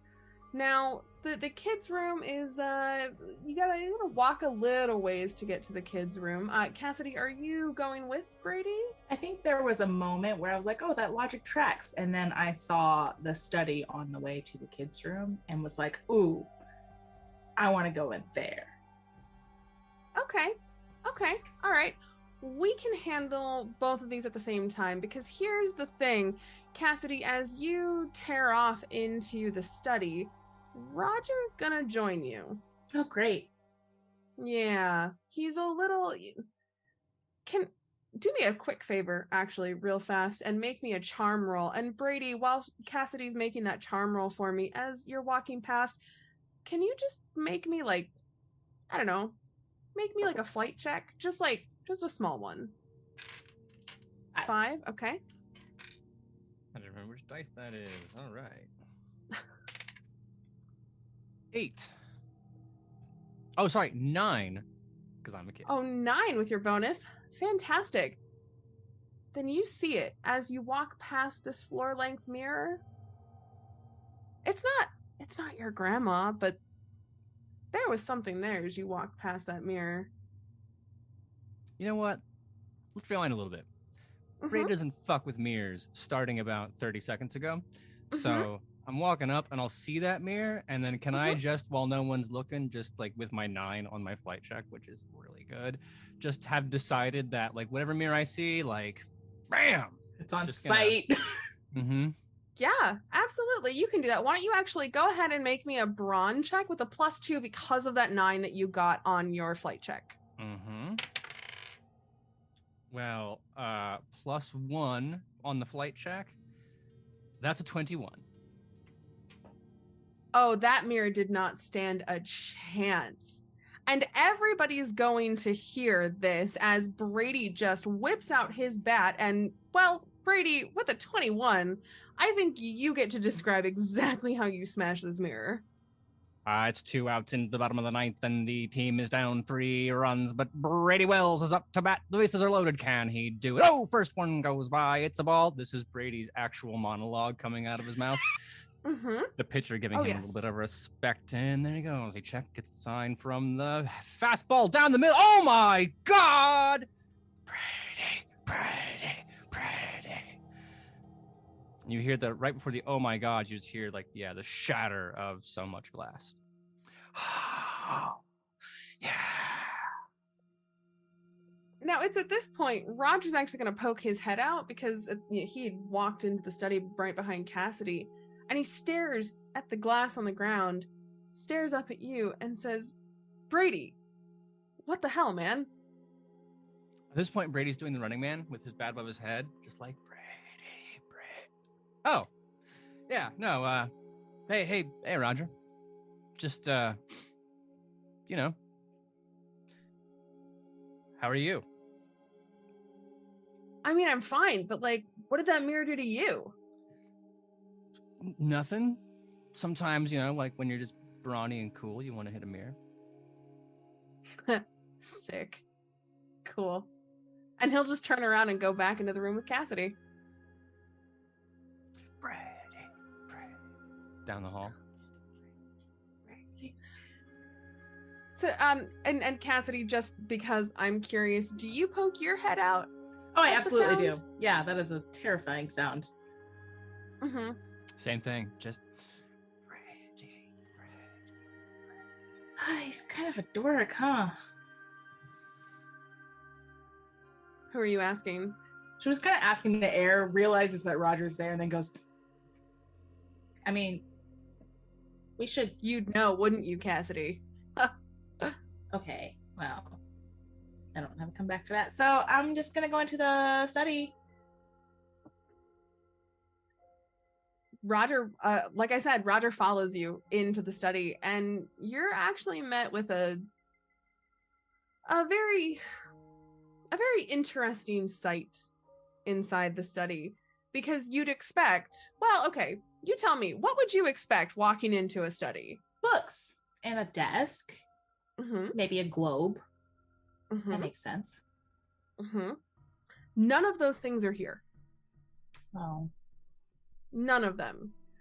What you do have is like a broken bed frame, drawers from obviously several different dressers. There was a desk, but it is smashed up into this pile, and there's a large board like propped up next to all of this trash and kind of like up against the wall. And then there's like a singed curtain kind of underneath all of this. And as you kind of really get closer, you smell this. It smells like oil, not like cooking oil, but like, I don't know, like not like gasoline, but like a lamp oil you'd expect. And then there's like a hint of wood smoke in the air. Huh. Nice. Can I...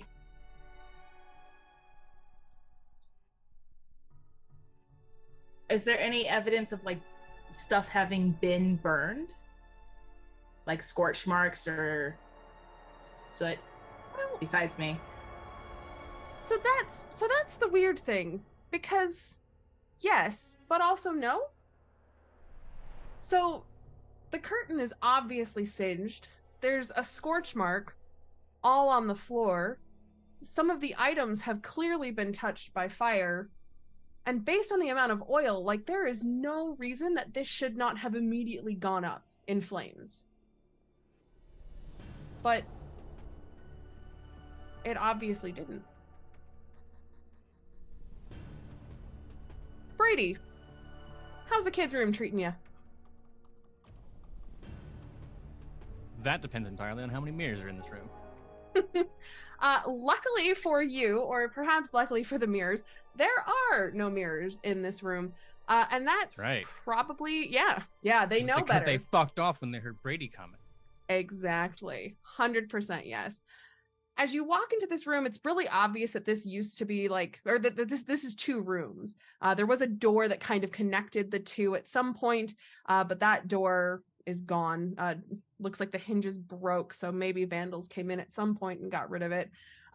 There is a bed frame, part of a bed frame. There's a dresser with a bunch of drawers missing. There's kid-sized toys and furniture, and it's all relatively boring looking. In one corner there is a little desk, and then there is a closet that you can't see into, but you're doing really, really well at picking very boring, mundane rooms. Look, my brain is like a dowsing rod for things it knows it can handle. So if I'd gone to the study and it was like, oh my god, books, and the brain had been like, but like the dummy psychic energy, it's just. But here's the thing, and I'm going to tell you a secret that I'm not going to tell anybody else. But just between us, yeah. Yeah, my mom doesn't know that, like, in my bed, the posts are actually hollow, and you can pull the little top off, right? And then inside, you can hide whatever you want. Okay. So I think I'm first going to look over my shoulder and make sure no one's seeing me reveal where my hiding spot is. But then I'm going to go tapping, looking for hollow. Sure. Absolutely. I'll let you do that. Why don't you go ahead and make me like a grit check, just for funsies. 8. Oh, yeah, you find the hiding spot. It's super easy. You're 11 years old, and like you assume, like, you don't know exactly how old these kids are, but based on the stuff in here, they were probably about that age. So like you're all on that 11-year-old wavelength. You see exactly Oh no, like to where be all clear, these hiding spots are. I invented this hiding spot. Like, Oh, sure. yeah. No, I mean, Mhm. I thought of it. Nobody else has ever thought of this. No, and it just is magically here 20 years in the past. Technology's amazing. Like the Walkmans, they're so small. Sure, absolutely. Well, inside this hiding place, as you pull open the top and you find this hollowed out post, there's a handful of things in there. At the very top is a little bag, and you can pick it up, and there's a little jingling noise as you kind of shake it. Feels a little weighty. Adventure's over. Brady did it. Brady. You might want to actually open it before you jump there. Okay, because I respect you as a storyteller and I know you want to build the game, I will let you describe the rest of the things before I take this key to my friends and we peace out. Sure. So you open this little bag, and it's a handful of coins. Mother Hubbard. Oh. Good news though, they look valuable. And as you kind of like play with them, they're not like quarters or nickels or anything. Like these are like old coins. They're like gold and silver. Like pirate treasure. Like pirate treasure, exactly. Obviously, that's why this house is haunted. It's because the kids were pirates, and then the people they stole. Oh God, that all coming together makes so much sense. There is something else down there if you want to just reach in and grab it. I mean, you're making that face like you're trying to scare me, but Brady Wells, straight down there, just. Absolutely. Now, Cassidy, how's it going over there? Good. I am about to check behind the big board thing. I'm getting bored with this room.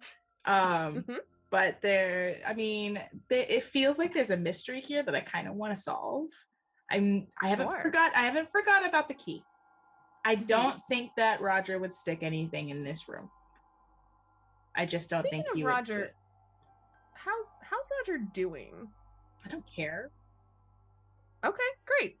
So you go to the board and you take this board. It's plywood, right? It's not super heavy. So it's very easily moved. Are you just like pulling it down? Are you moving it to the side? I'll move it to the side. Move it to the side. To the left or to the right? My right-handed or left-handed? To the right. To the right. As you start to move this, you start to see in big red letters some graffiti on the wall. R-O-G-E.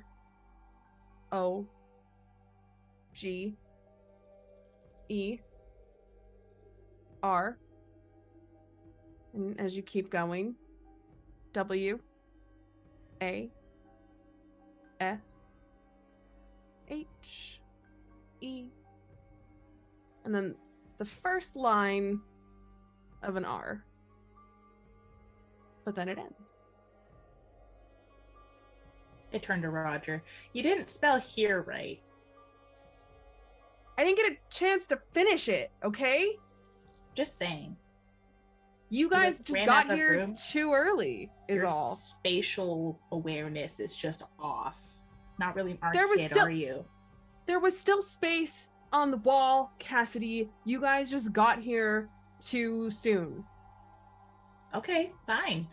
But I do think that painting your name all over the wall in a place we're not supposed to be in is a little bit incriminating. Okay, whatever. So what? I'm just saying. What do you care? You're right. I don't care. Great. March out of the room. Now, Brady, as you reach in and you grab this thing that's in that post and you pull it out, it's a doll. A doll? A doll. But you made a face like it was gonna be like a slime mold or a vampire shrew. Slime mold in a hiding place? What kind of storyteller do you think I am, Brady? I don't know, it's a weird house. Well, that's true. And honestly, though, this doll is actually weird. Because the more that you look at it, the more that you recognize this doll. My sister had one of these dolls? No. Is it one of those dolls that I keep seeing on the cartoon commercials? No. This is a very unique doll. It was obviously handmade, based on the stitching and the materials that was used. But it's weird. It's really weird because it has like a hat on backwards, and it has a Cal Ripken baseball shirt on. Dropping the doll. Nope, back in the hidey hole. So Dakota and Shaun. At this point, there's a couple things that I think we do need to handle, just like from a bookkeeping standpoint. First off, Shaun, your fear, I think one could argue that when Brady smashed the mirror, that probably activated a fear response from you, correct? Yeah, maybe a little bit. Maybe there's a bit of panicking, looking around, trying to back into a corner. Are you? What was that? Did you hear that? What was that?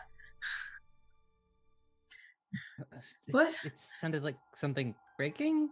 It's yeah, but you'll hear at this of... point. You'll hear Roger and you'll hear Cassidy, and they're kind of talking to Brady about this. You can hear what's happening. I think he's just kind of shoved himself into the space between the bath and the wall on the other side, and is just kind of like I'm trying to calm down a little bit because it's like this is nope, it's a nope space.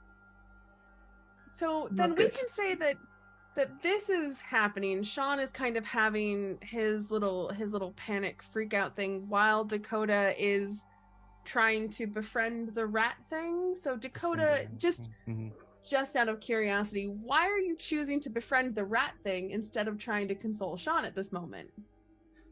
Oh, God. Other than the fact that I am a kid and I don't know how to deal with somebody who's having a panic attack, so it seems easier to befriend the strange rat. Valid. Wonderful. So now all the bookkeeping is handled. Dakota, this rat thing has just turned and has just spoken, said something. It sounded an awful lot like Mama twice. What's going through your head right now? How do you react to this? Because I can't imagine very well. No, definitely I don't react well. It's really like one of those... Shaun, you heard it too, by the way. I look up at Shaun and I'm just like... and then it's probably like a slight work up into scream. And we're both having a moment in this bathroom. So Dakota and Shaun are having a moment. Brady has just chucked this doll onto the ground. This doll of definitely not himself, probably not him. I'm sure it's not himself. I'm sure it's fine. So Brady has just chucked this doll onto the ground and pocketed some gold and silver coins. Cassidy has found that Roger is more of a delinquent than they even thought possible. And then all of a sudden, blood-curdling scream from the bathroom. I ran to the bathroom. Brady's a big damn hero. He's going to immediately run in that direction, too. I will be posted up in the opposite corner. Like pointing is the rat still under the tub? Because if it is, I'm pointing at it and just being it's just kind of like I'm speaking, but I'm babbling, and it's just sort of something rat face, mama, what? What? What happened? You rolled so well on that. That rat is not going anywhere unless you physically harm it. I mean, Brady's running into the room, so we might be able to arrange that. I'm just like coming like, what? Is it out from underneath the tub? No, it hasn't Okay. really moved. If you like as you've moved, it's probably gotten a little bit closer to you because it views you as a friend, as like a safe person. But I apologize to still... the rat. Out of character. Because it's not probably gonna end well. I don't know that. Are you okay? Why'd you scream? See, and I'm pointing and I'm just going, rat face right there. What? Huh? Does anyone else see that? Sean's gonna get on the floor because he's kind of caught up in the corner sitting down, but he's like, what? He's gonna get down and look like, holy fuck, crapola. Oh, Ooh. that's really cool. What's cool? I want to see. It's a rat with a face. What? That's not a thing. No, it actually is. Like, I mean, that's creepy, but it's a rat with a face. it's got to be just something that Roger put in a costume. I think it's like one of those like when you go to like Ratty Pizza Arcade Land. Animatronics. Uh-huh. Hey, rat. Person. Thing. Hey.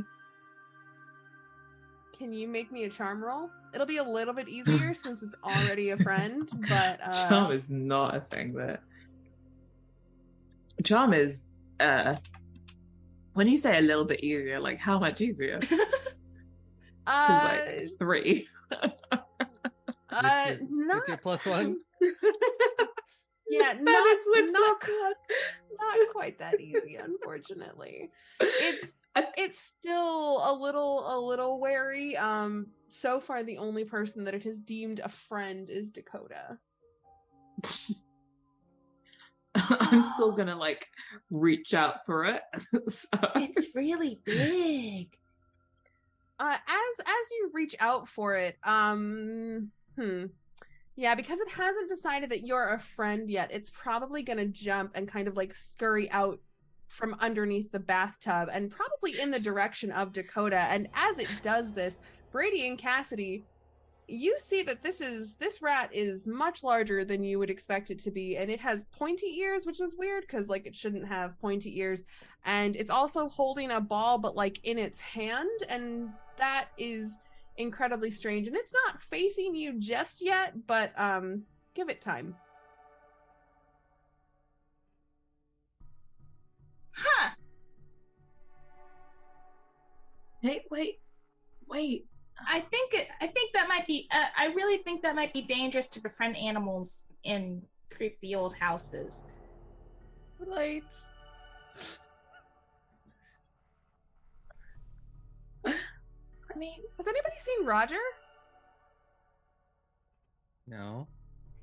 I mean, I haven't exactly been looking for him. Based on the animatronics that we're seeing here, I'm like, Roger, this is too much. And I would have been like, you all can try to play with the machine. This obvious like little. They haven't invented Furbies yet, but this is it. And I'm gonna go like, Roger, like walking out in the hall. What the hell, man? It's weird. He was with you, Cassidy, wasn't he? I guess. I left him in the study. Is he not there now? I'm gonna go peek. No, he's probably hiding somewhere so he can scare us again. That's probably it.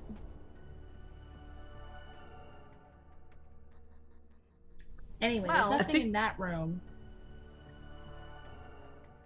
Sorry, go ahead.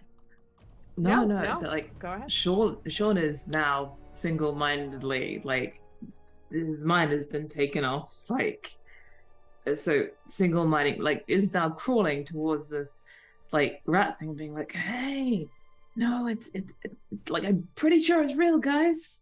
Like, and it's just hands up, like being like, I'm trying to touch it. So I'm sorry, Dakota. If The closer you get to it, the closer it gets to climbing up Dakota's pant leg.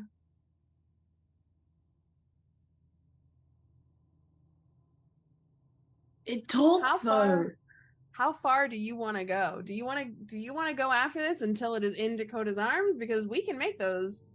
We can make that happen. I'm single-minded. Wonderful. It's real. It's all real. So like, of course I want to like make sure that it's real. It's not animatronics, like stupid Brady keeps saying.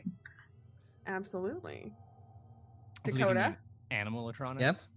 Animalatronics, yes. Dakota, are you Yeah. just gonna let this happen? Are you going like, I mean, it's looking up at you with these big blue eyes. These big blue, very human-like eyes between, you know, it's just tiny, tiny pointed ears with its small little pink lips and its weird crooked nose. I feel like I'm a little bit too just like I backed myself into this corner. Like, you know, I don't know what to do. I am looking between it and Shaun and like- Cassidy, being like, please somebody tell me this is, you know, not real. And then I'm just seeing things. Pick it up. Clearly it likes you. Yes, it does. Can I make any kind of like checks to like just see roll flight or something? See if I'm just gonna run, or if maybe I can finally like try to reach out, pick it up. If you here's the thing, if you want to pick it up, you can pick it up because you won so hard on your charm roll. But if you want to run away from it, you're gonna have to make a flight check. Yeah. To see if you can like outmaneuver it and then book it. I think I've just having a moment, and it's just like reach out for it, just be like, it's just a very, very large rat. I mean, and you're gonna pick it up. Yeah, gotta. I mean, it is more than happy to just kind of let you hold it. And I assume you're kind of holding it a little like this, like away from you with its back legs kind of dangling and its giant, really beefy tail just kind of like hanging. And it'll just stare at you. And it's very happy that you're being so nice to it, but it is just staring at you. It doesn't have like hair, right? Because it's definitely fur and it's definitely wiry and poking out of the back of its head, like kind of patchy like. But it's softish. I don't know, just like maybe just slight disassociation for the moment of just being like, yeah, no, everything's fine. Everything's fine.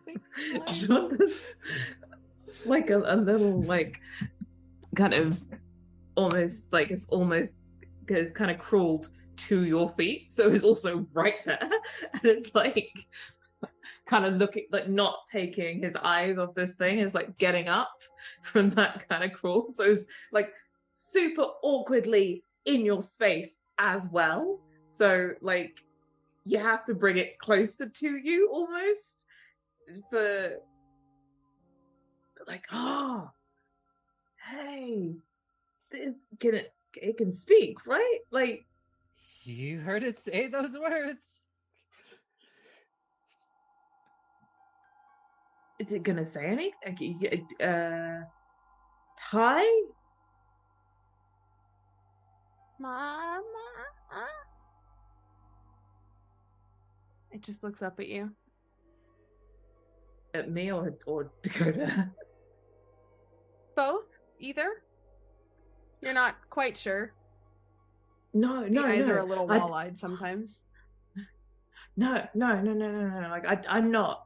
But like, you're real, right? Like, It's pretty real. I'm just gonna poke it really gently. It clearly does not like that, and it'll kind of like hiss a little bit as you do that because that's rude. Who pokes another living creature? That's rude. He's gonna jump. Like, you have to bring it with us. We've got to prove to everyone that it's real. It's clear that it can understand you. The extent of its speech capabilities is so far pretty limited. But it's clear that he can at least because don't want to misgender it. That they can clearly understand you, which is curious.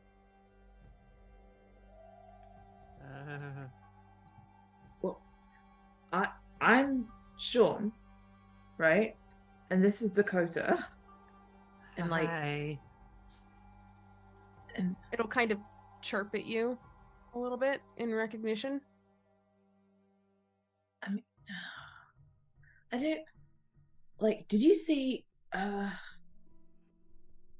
There are like 5 of us here. Did you see like another? Did you see the other 2? Like, maybe we should take it to the other 2, and then like maybe it can find Roger for us, or maybe it can find the key. Maybe it saw Roger put the key somewhere.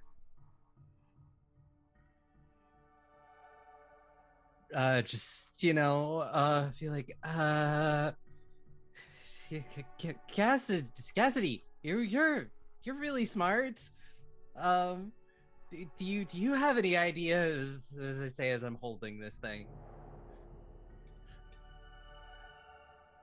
I was headed out the door. So I guess I kind of poke my head back in. Ideas? For what? The robot thing? The animatronic? I'm pretty sure it's not a robot. It's very real. squishy.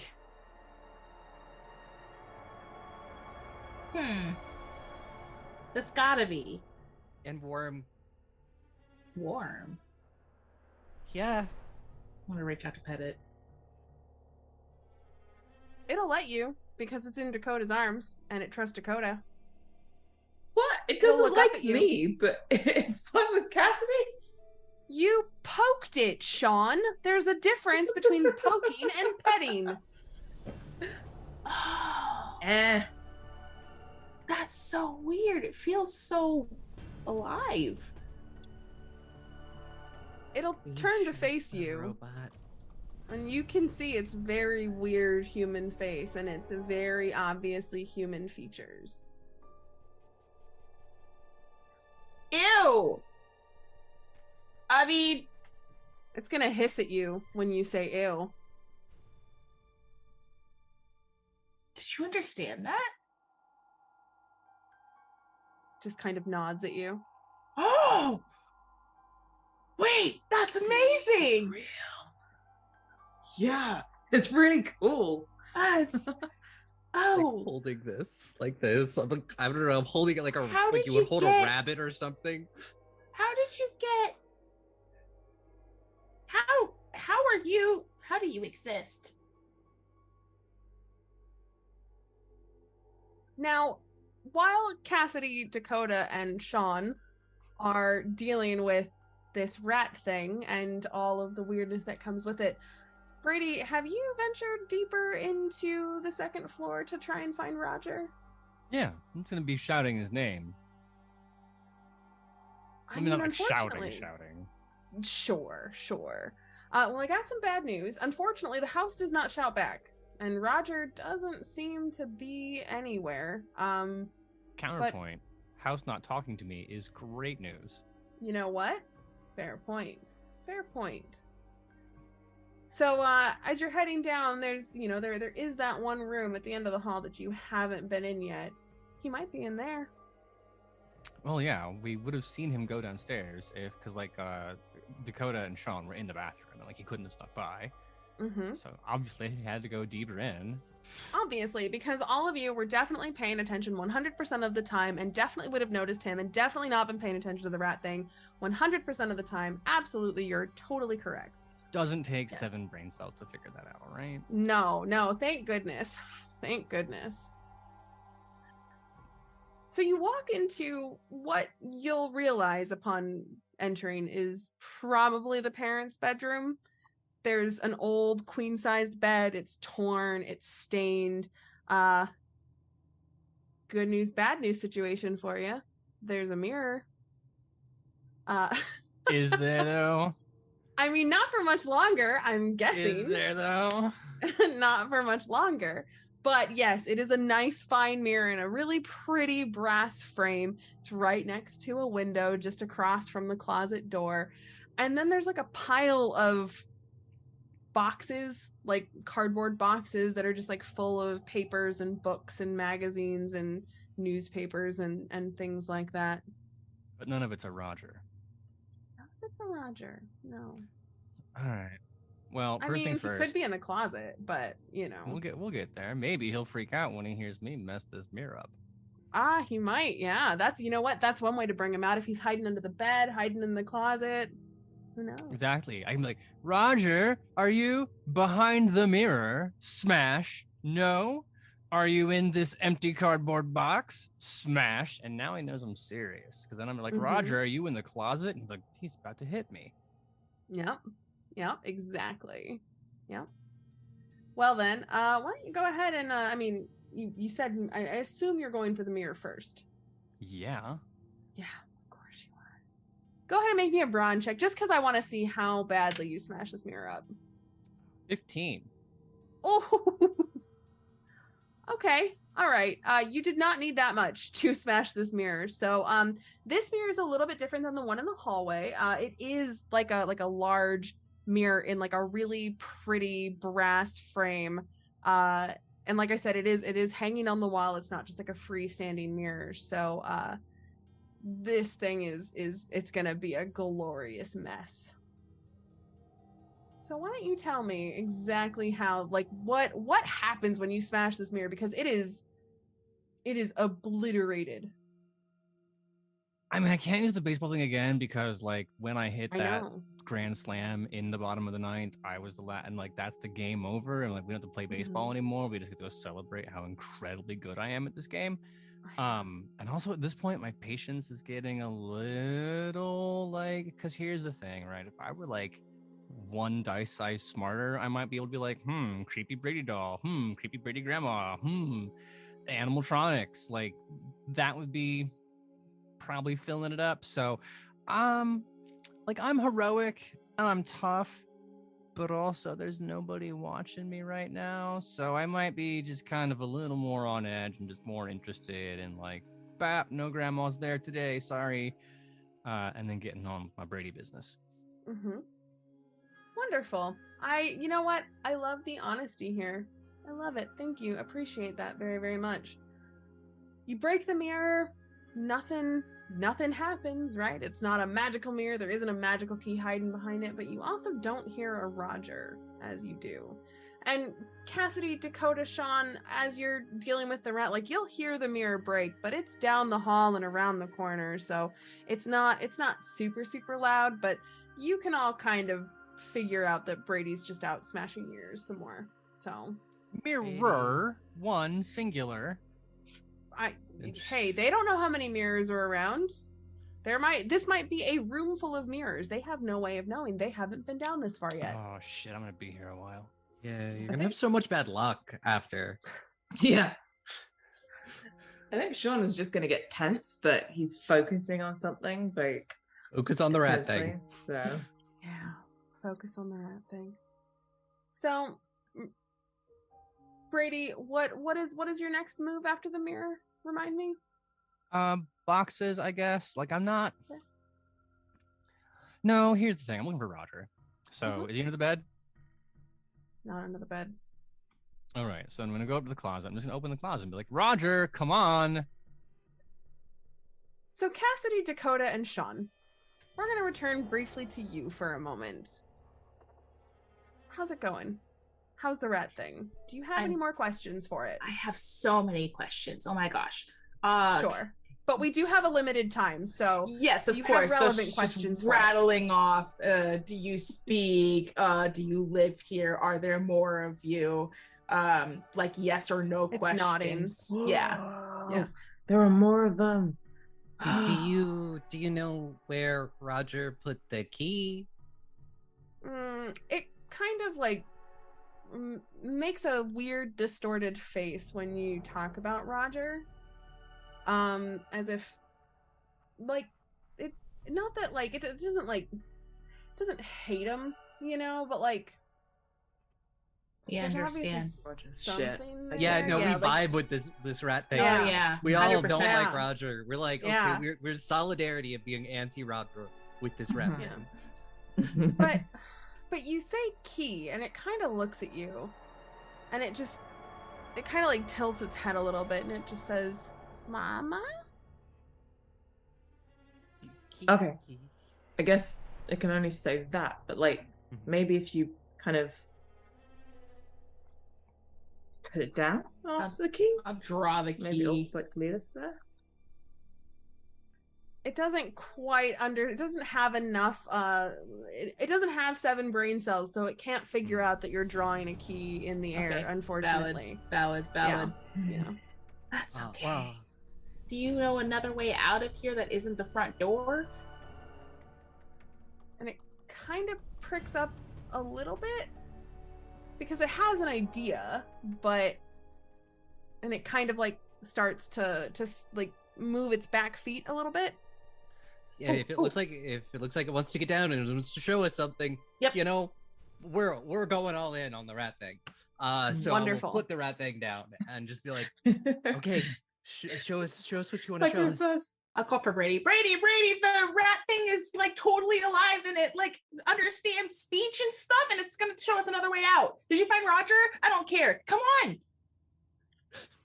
So as you set the rat thing down and you start to call out to Brady is in the master bedroom, which is weird because that's actually where the rat thing starts to head.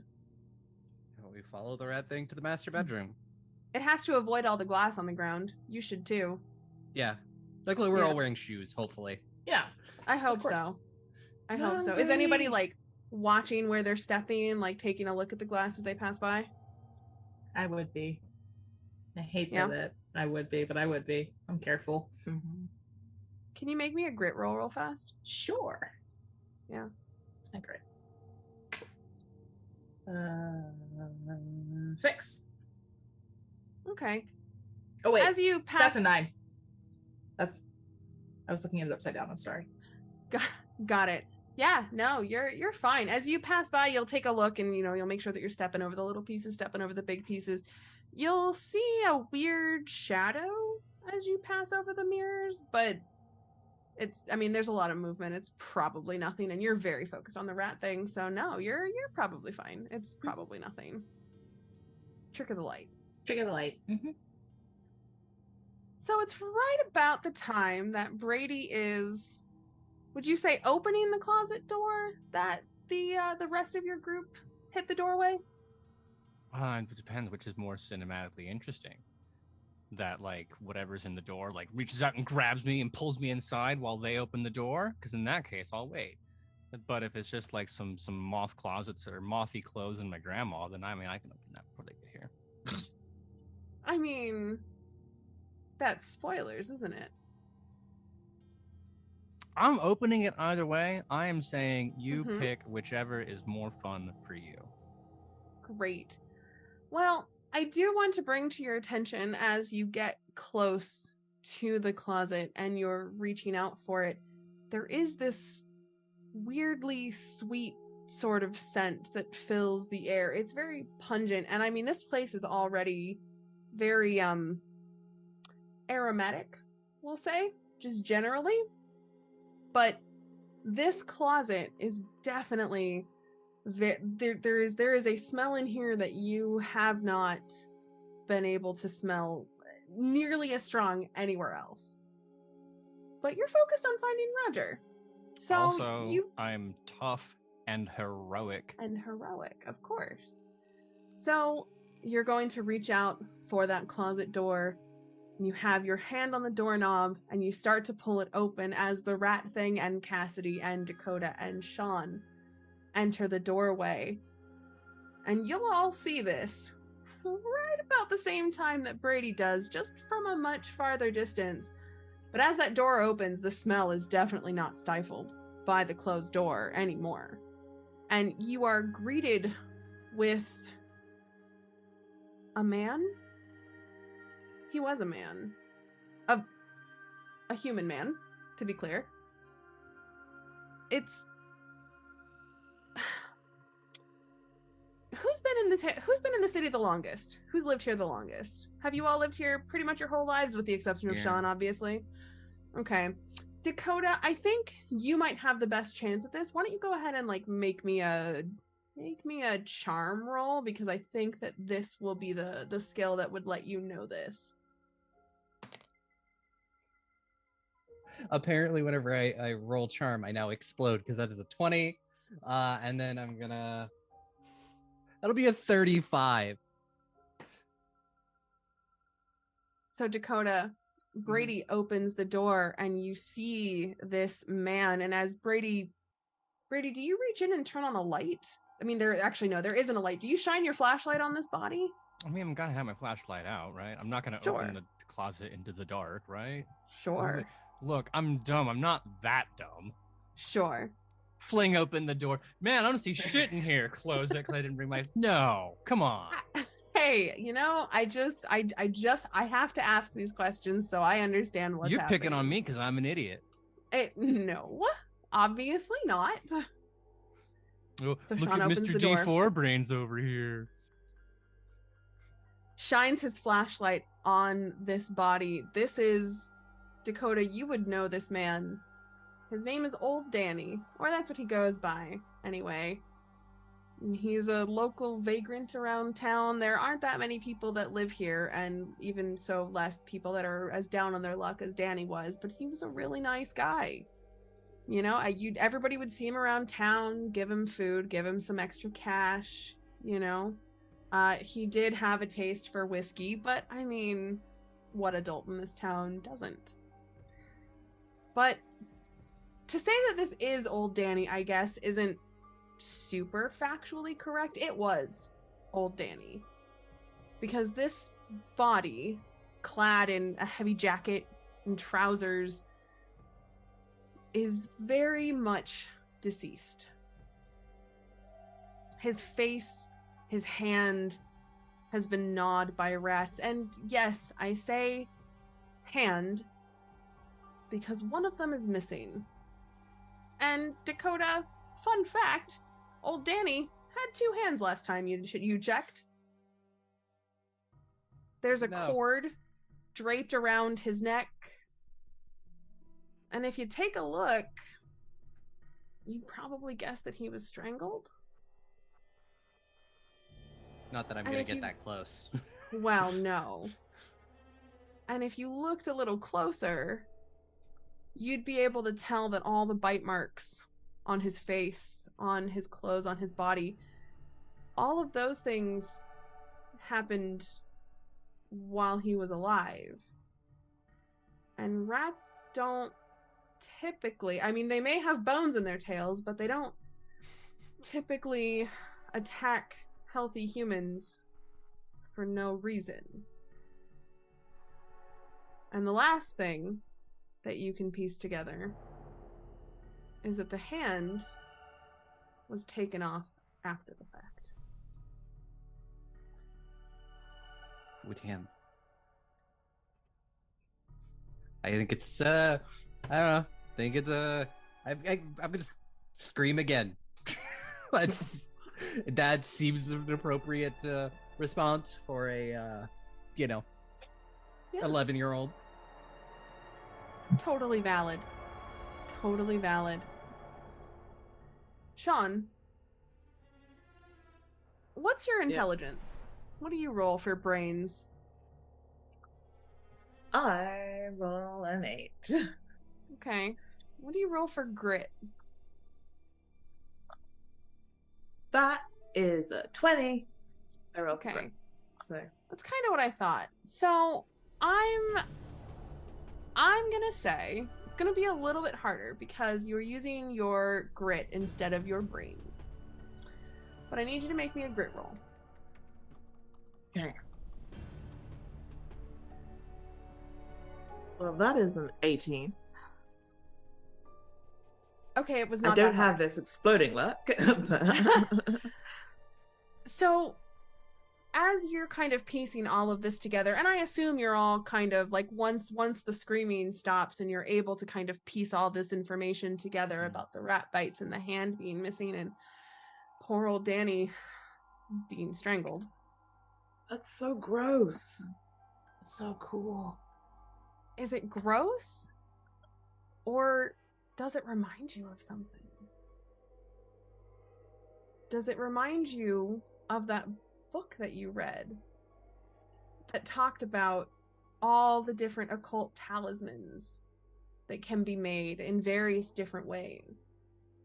One of them What, like? Oh, shit. being called a hand of glory. Yeah.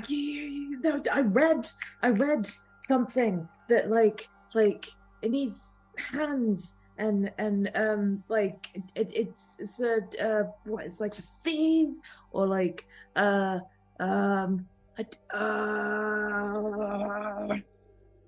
oh, a hand of glory. Do you know what I mean? No. Do we know? I know this is a really, really specialized sort of like occult thing. It definitely is the kind of thing that like Shaun reading up about it in any of his books totally makes sense. Cassidy, you don't believe in this stuff. There's no reason you ever would have heard of this. Yeah, shoot. So like it like thieves used to use it because it can like be used on locks and it's got like power over them so it can like lock and unlock them even without a key and like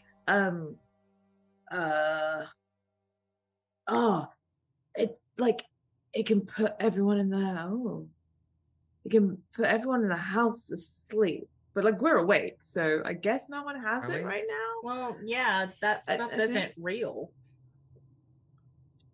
I'm sorry, there's a rat with a human face. Yeah, but that How can be that isn't explained by real? like evolution and like gene splicing. I don't know if that was a thing in the 80s. What? Right now, evolution was definitely a thing in the 80s. Thank you. Yeah, totally.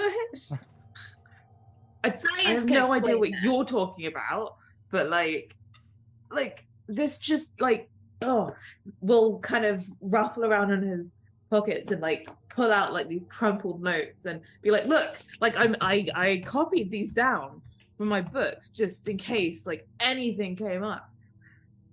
And like it's kind of these little pieces of paper with like little scribble sketches and stuff of like little symbols and like maybe there's like this clawed up hand sketch that like with a candle and it's palm. I'm like, oh, we should find that because like, well, I mean, I don't know where Roger is, but like that will get us out of this house.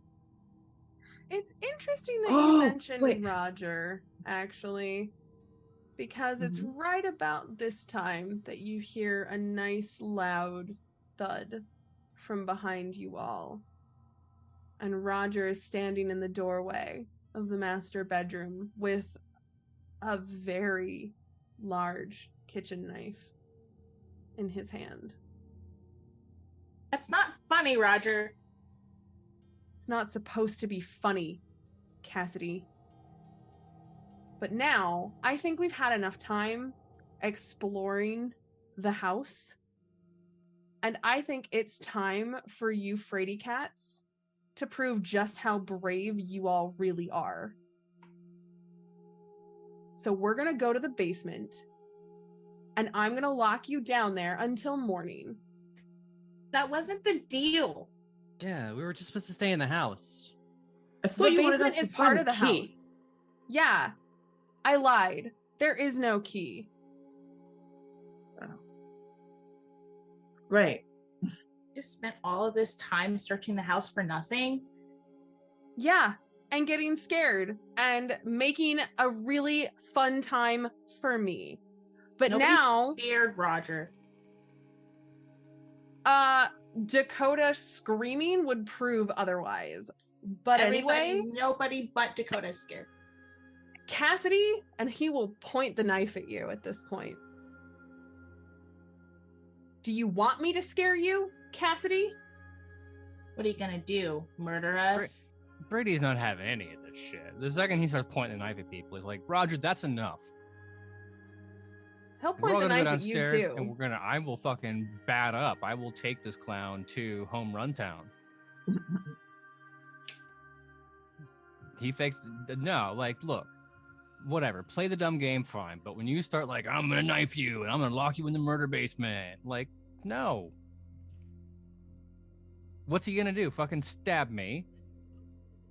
I mean, if he is, so be it. But I'm not gonna let some psychopath 11-year-old lock me in a basement. I mean, you're either going to go with him or he's going to fight you. I'm not going with him.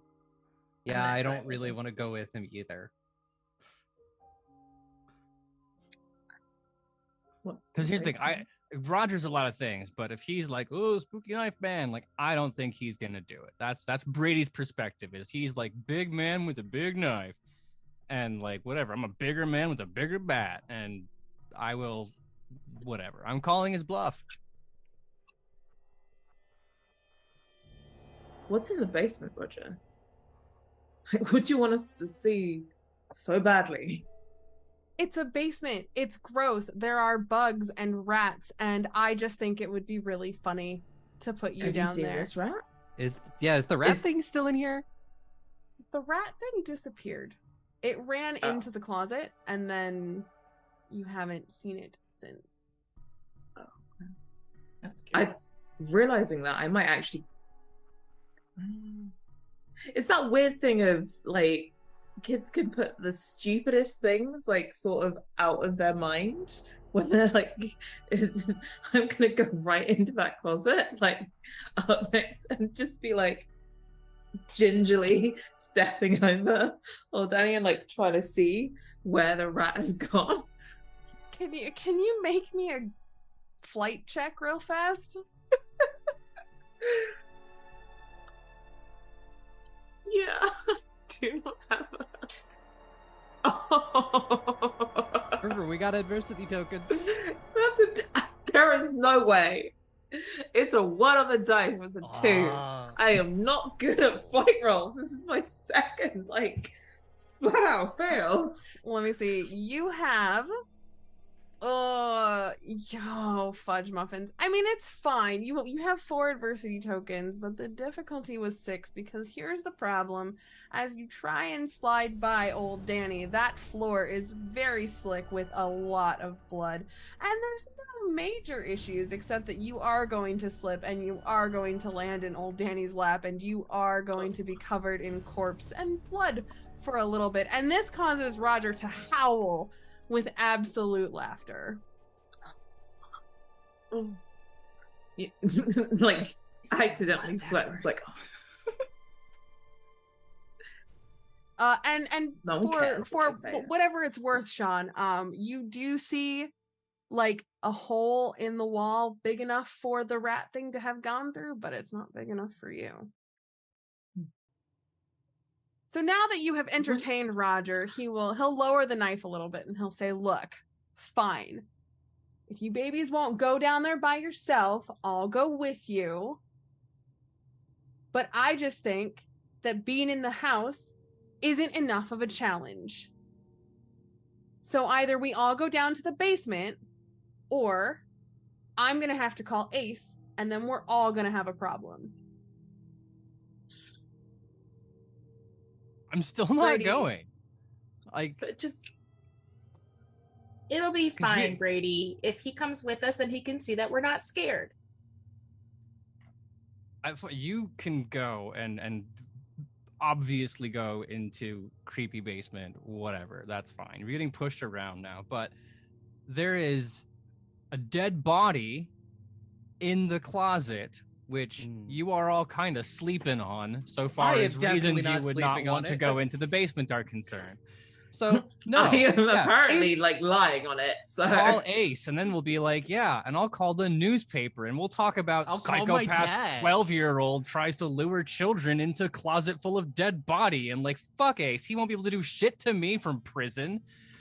Like, whatever. No, I'm not gonna let of all people in the world, Roger, who, by the way, the fact that he's like not even giving a shit there's a dead body in there, major red psychopath flags as well.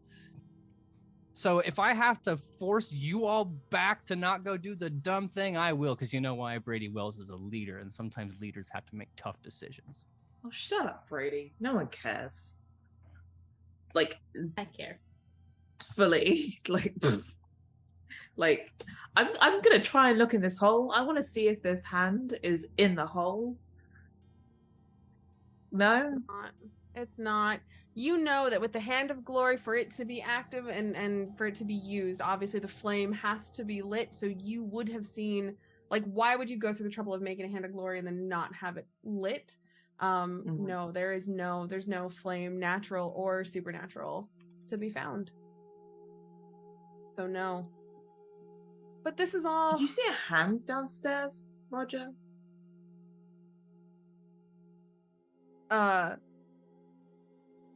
Like this one? And he holds up his No. own hand. Clearly the one that's missing from, like, well, kind of, I mean, he's covered in gore at this point. So he's just gonna hold up the arm with the missing hand and like wave that around. Ew. No. I can't say that I have seen a hand like that around.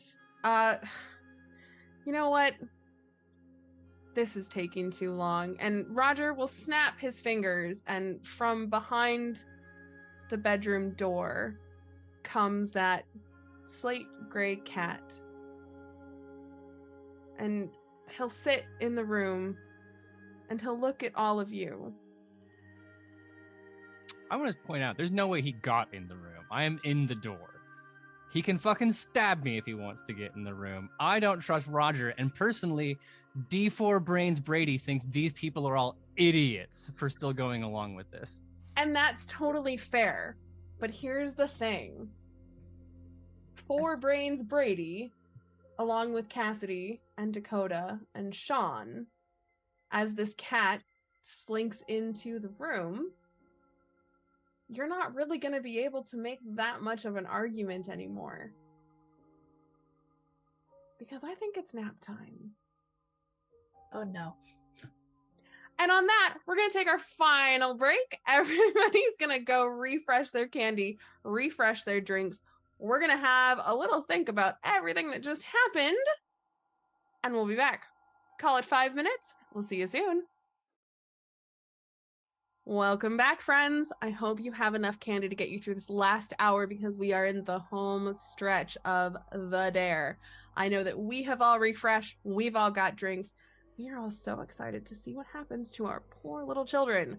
So, let's dive in.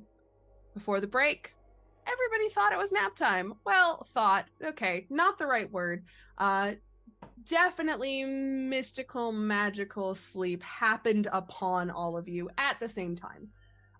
Probably not related to the Hand of Glory, I'm sure. It's probably fine. I think you're all just tired. But you're all going to wake up just as quickly as you all fell asleep, and all at the same time. Again, probably probably not mystical, magical at all, but you will all find yourselves in a room that you were not in before, and looking around based on the damp stone walls, the little bits of moss kind of coming in from the very high windows, the rotted wood beams supporting the place. You're guessing that unfortunately Roger got his way and you are all now in the basement. You sit up, you look around, it's a pretty empty room and there's only one door leading out, but I suppose you could just sit here if you wanted to. Just sit up, look around. Like, is everyone okay? I think we just got drugged. My mom says not to do drugs. We got hand of glory, clearly. That don't know sounds what that worse. is. I'm gonna. There's no windows in here. There are windows. They're up really, really high. So the way that it would be is the basement obviously is built into the ground. These little windows would have just been at like dirt level outside. So you can. There's a little light that comes in, but they're a little too tall for you to reach. Rip. Okay. What if someone really, really strong lifted you up? I mean, that would be that we could try that. It's a really try great that. idea. Mm-hmm. Maybe we can get out through one of those windows. Didn't you hear me when I said that, like, it could lock things? Like, I'm gonna go over and, like, shake the door and be like, it's obviously locked.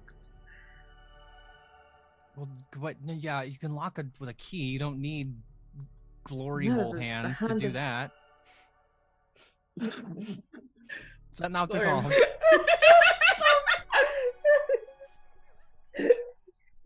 Sir, you are 11 years old. Can you please? I don't know what it means. I know you don't, and that's the only reason.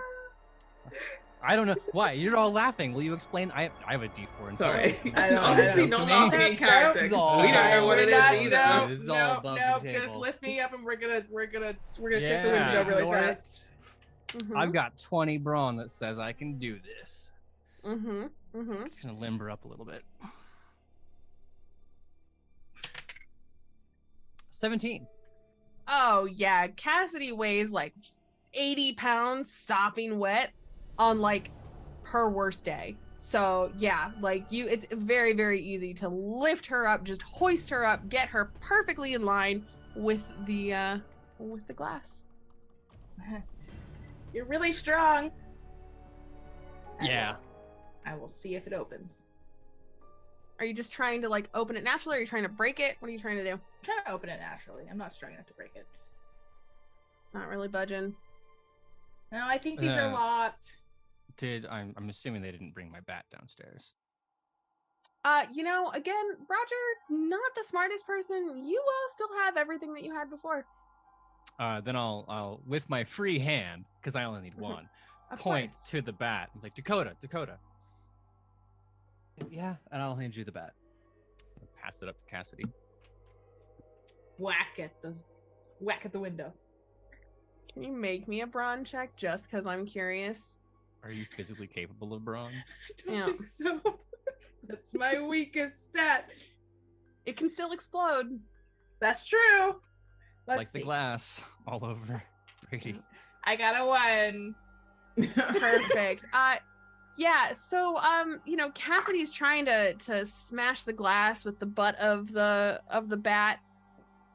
It's not really budging. And here's the weird thing though, and Brady, you'll notice this because you've hit a lot of things with that bat.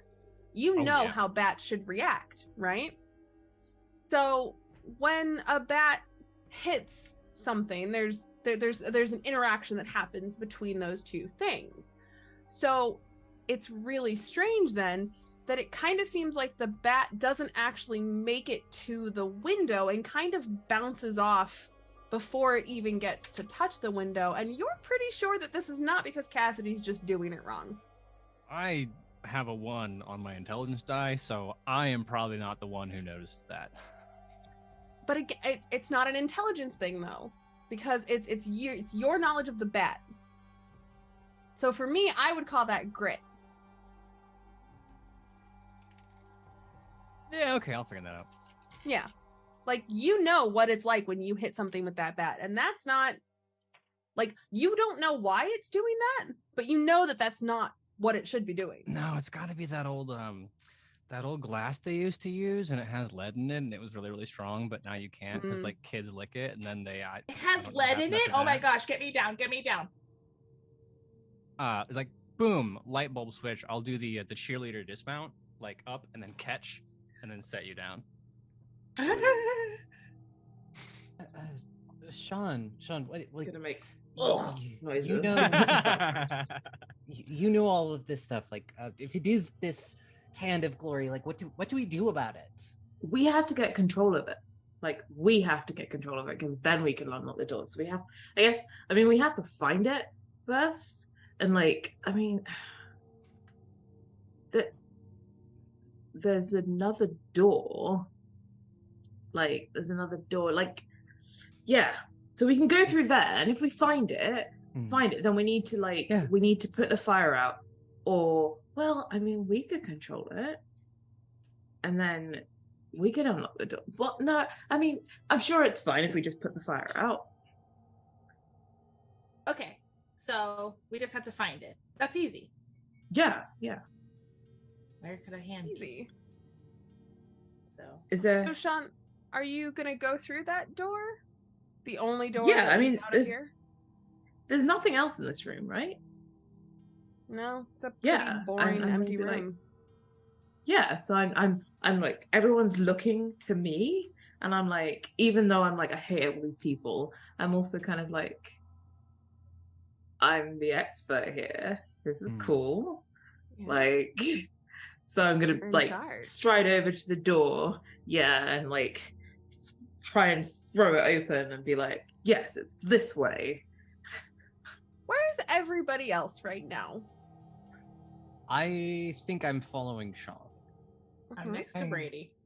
Yeah, I don't think Cassidy and I have made it that far from the window yet, because Shaun seems like they were doing this while we were like, look, idiots, I told you. Anyway, right? So I think we're probably further away. Sure. Okay, great. So Shaun, as you kind of get closer to this door, as you're reaching for it, you notice the air is a little bit heavier down here, and you're kind of just chalking it up to the fact that it's a basement, and all of the air in here has been really, really heavy. But there's something a little different about this.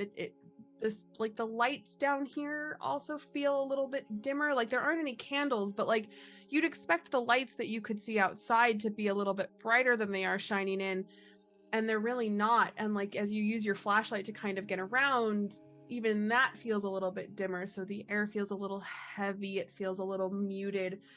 And you go and you open that door. And as you do, you and Dakota are both gonna need to roll me a grit check. I can do that. Maybe. It's a 5, so no. A 7. Apparently not. Both of you are going to let out a very, very loud... I'm not going to say that you scream, but you're both going to exclaim very, very loudly, which again, weirdly, feels a little more muted than it should in this space. Because what you're going to see in front of you at this desk, in a chair, an old rotted chair, in front of some rotted, ratty bookcases, is a corpse. It's not old Danny, though. It's the corpse of a woman draped in a very old, rat-eaten dress, and there are some rats and rat things, not your rat thing, but a few rat things kind of around the space, curled up in the corpse's lap. And in front of this woman, there is a collection of items, but all you're going to see is this face that, well, the lips are kind of frozen, curled up in some sort of way, and the eyes sockets feel a little wider than you'd expect them to, and the pose just feels a little evil and a little strange and a little warped and a little confused. And that's kind of how you're feeling right now, because you were not expecting to open this and find a corpse. So, since you both failed your grit checks, how do you react to this? I think Shaun's confidence is a little bit knocked. It's like he was kind of motivated and like excited with the Hand of Glory, not the corpse upstairs, but it wasn't really phasing him. But I think the whole it's a dead woman, and that kind of freaks him out a little bit more, because I mean there are a lot of there aren't a lot of dead women this fast, but there is one notable. And So- Shaun leaving a trail of dead women behind him. Wow. And I mean, I know you think he caused the accident, but Shaun didn't. That's so cruel. It's a terrible thing that It's a children deep say, cut. and that's why Shaun hates everyone at that stupid school. It's not as loud of the scream as I've done before tonight, but it is definitely like kind of a bit of a scream, and then like unable to just like help myself to sort of like grab Shaun's arm.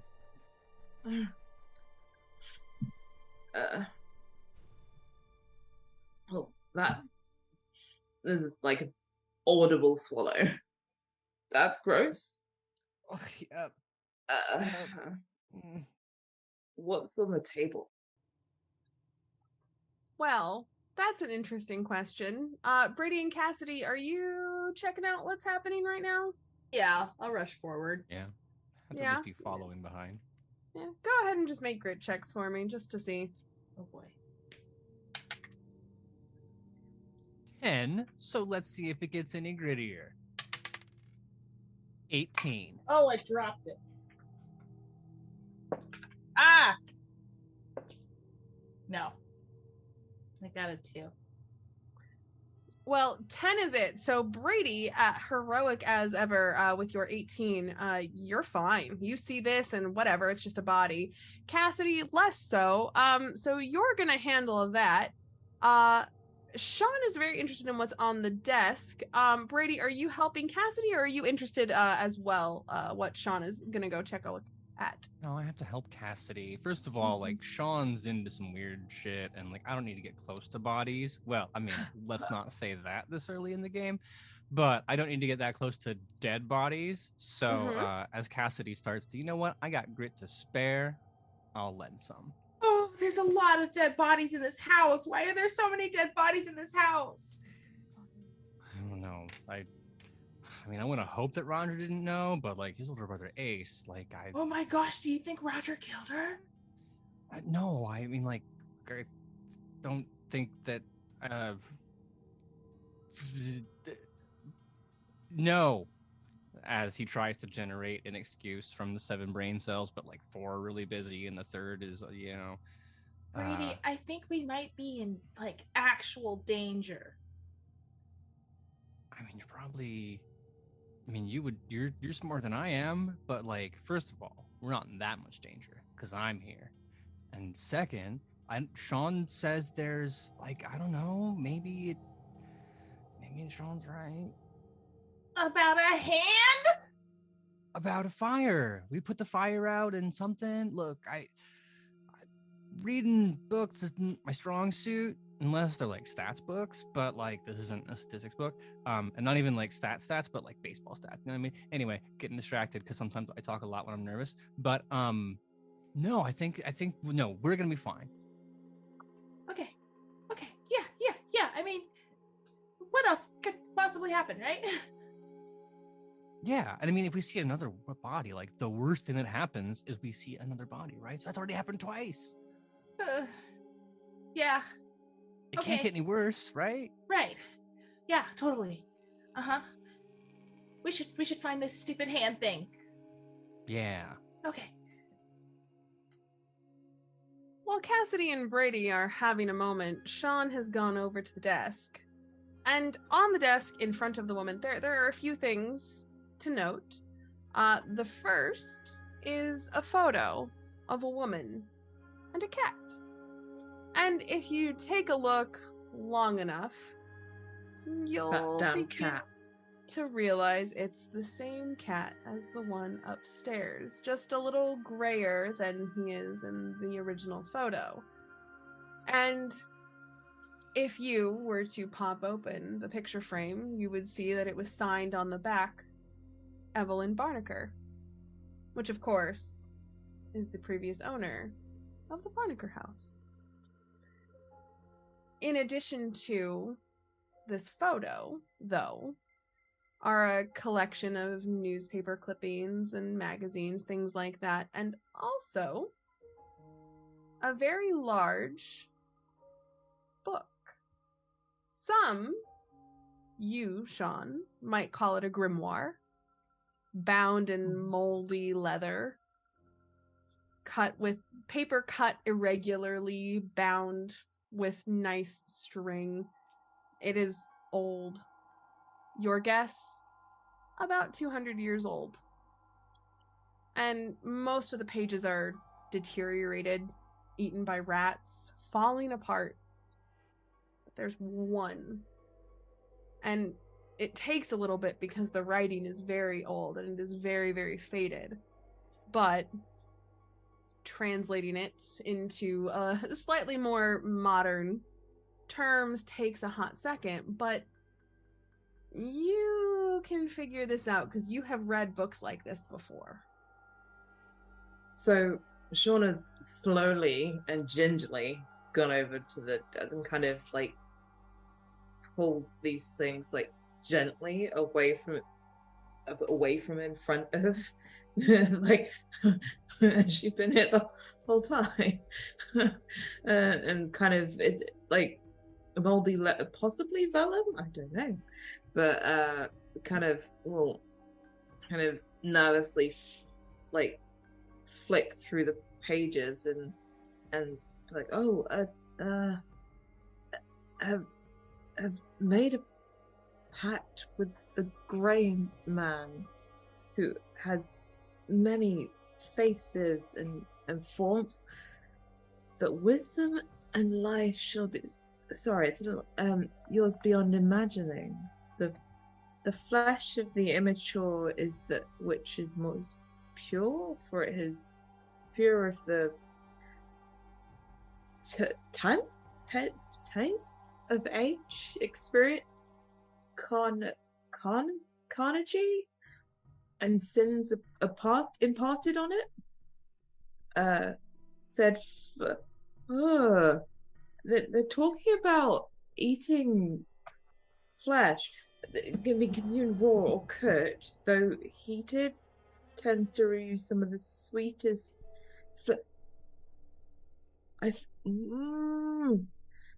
flavors of innocence and incorruption. Such meals impart upon your flesh the vitality and potential within the. They're talking about eating children. Oh God! I don't like it. Oh God! The tribute will be given to the grey man before each feast, so he might gain benefit from it. His children shall you bear, as he did Carter's most wondrous gift. I don't like it. I don't like it either. Okay, that's concerning. Pushed it away from himself. Now, there is one thing, though, Shaun. Don't push it too far away. Because you have read that if this is an actual witch's grimoire, and if this pact actually is a real thing that's happening right now, this grimoire is probably the connection between the witch and the Grey Man. Yeah. It's kind of, I've like pushed it like away, but I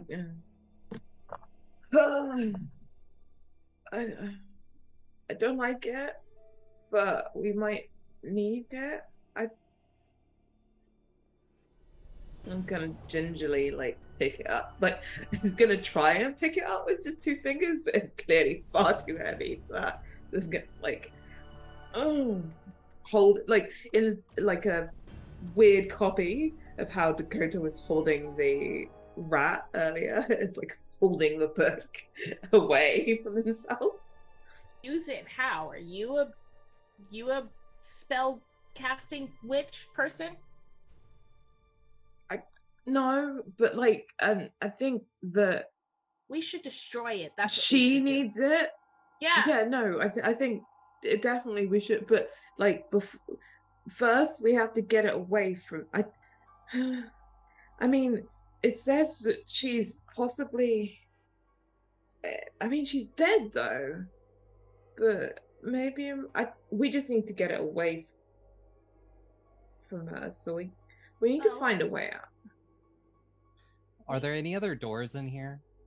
Yeah, there's a door. It's not the one that you just came through. It leads out into what looks like the rest of the basement. Should we see what's through there? I guess. I still think you should just start ripping pages out of that thing. I have some matches. We can set it on fire. Yeah, like, I'll kind of gingerly flick through the pages again. Do I see anything else in it? Or Yeah, there are a few things that that kind of catch your eye. Mostly things that talk about well, they talk about various methods for detecting and harming witches or other supernatural creatures. A lot of it again is really faded, but it does make specific mention of things made out of iron, things made out of silver, and of course fire. well, okay. Is there anything here that looks like it might? Wait, the frames. So no. Did I misremember? Was there Which anything frame? silver Sorry? on this table? There wasn't silver on this table. Brady has some silver. I have some coins. Oh. What? Where'd you get silver? You know, just found it in like one of those secret spots you find things in. Keeping that close to the chest. That's cool. Well, You found that? I mean, Yeah, because well, like, and then I will explain the super top secret hiding spot strategy. Mm-hmm. It's really smart, Brady. Yeah, well, I mean, yeah. Yeah. But I'm happy to give Shaun the coins if it's. Brady's position right now is that I don't know fucking anything. So like, A, don't believe in this kind of stuff, and B, even if I did, Shaun clearly knows more than I do. So if Shaun says I need the coins to fight the ghost back, whatever, man. Here you are. no. I'm here to help. I think you're better off doing the fighting. Oh, wait. So I gotta like, and at this point, can I make like a studded bat out of like the coins or whatever? Yeah, absolutely you can. Is that a real thing? Yeah. Can you do that? Yes, I absolutely. don't know how you're gonna get them in, but I've got a knife. You can just kind of carve little slots. Cassidy actually go. does Yeah. have a knife. Oh, Yep. yeah. It was in that pack. Oh Mhm. yeah. I mean, Yeah. no, I mean, there's iron in steel, but I'm not a witchologist, so I don't know if that counts. So Brady's gonna be a little busy fashioning a studded bat by cutting slots into his bat, and I'm assuming sticking the coins in them. Yeah, no, I'm going like proper Fallout Raider. This, I mean, like above to, yeah. I want a weapon that looks like Bethesda put it in some early loot chests. Perfect. Love this energy. Dawn is slightly awed at the ingenuity. But like, if you look at him, no, he's just gonna look a little bit sullen. But like when you're not, he's like, oh, when I finish, I'm going to display it like, behold the glory of my craftsmanship. Like, is this not the Absolutely. greatest thing that ever existed? Like mozzarella sticks, this bat, and then the pizza that has the cheese in the crust in addition to on. Like, those are the 3 coolest things invented so far. Yep. Absolutely. Yeah. Well- At this point, Shaun has kind of taken the gum out of his mouth and stuck it behind his ear. Like, just, yeah. It's like, ugh. Okay. Right, let's continue. But it's still kind of keeping an eye on that creepy dead witch person body Probably dead. Don't worry about it. as he goes through the door. I mean, could be dead, but also Mhm. witch that eats children's flesh to make her immortal. I'm sure it's fine. I'm sure it's fine. I'm sure you have nothing to worry about at all. But heading out of the study, you're greeted with just a workroom. It's a workbench, some random odds and ends, really nothing super important. But Shaun, since you're the first one in the room, I think you'll spot it first. And then Brady's a little busy, so Cassidy and Dakota, you'd be there. You'd be able to see this if Shaun motions you over. But there's a metal grate on the ground in the workroom. Wonder if that leads to like a sewer system or something. You know, like in Teenage Mutant Ninja Turtles. Yeah, like that. Yeah, we could try and get out, like under the house. But how do we get it open? Well, we need the Do you think there strongest might be, guy like, we a- know. Do you think there's like a crowbar or something around here? It is a workshop. This would make sense if there was a crowbar. It'd be in here. Kind of glances around and looks around the kind of side of the opening and sees like this. So has come through, looked at the grate, and kind of pokes his head around the kind of gap between this room and the other one to like. Mhm. As you look around, yeah, you'll see a crowbar. It's made of a dark metal. It may be iron. You don't know. You're not an ironologist, but it's a crowbar. Oh, look, okay, we'll rush forward to get it, and then it's kind of doing that weird. My hands are kind of full. Juggling thing. Mhm. I mean, To if try you and if you need pick me it to up. hold something, I can. Cassidy also has a backpack. That Mhm. too. Okay. I will kind of solemnly hand over the book to Cassidy and pick up the crowbar and kind of offer it to Brady and be like, no, I can do it. Okay. Go ahead and make a brawn check. And Brady, we can say, like, because you don't have that many coins, so it's not taking you that long to get all these in there. So whether or not Shaun passes, we'll say that you are done making your bat after this roll.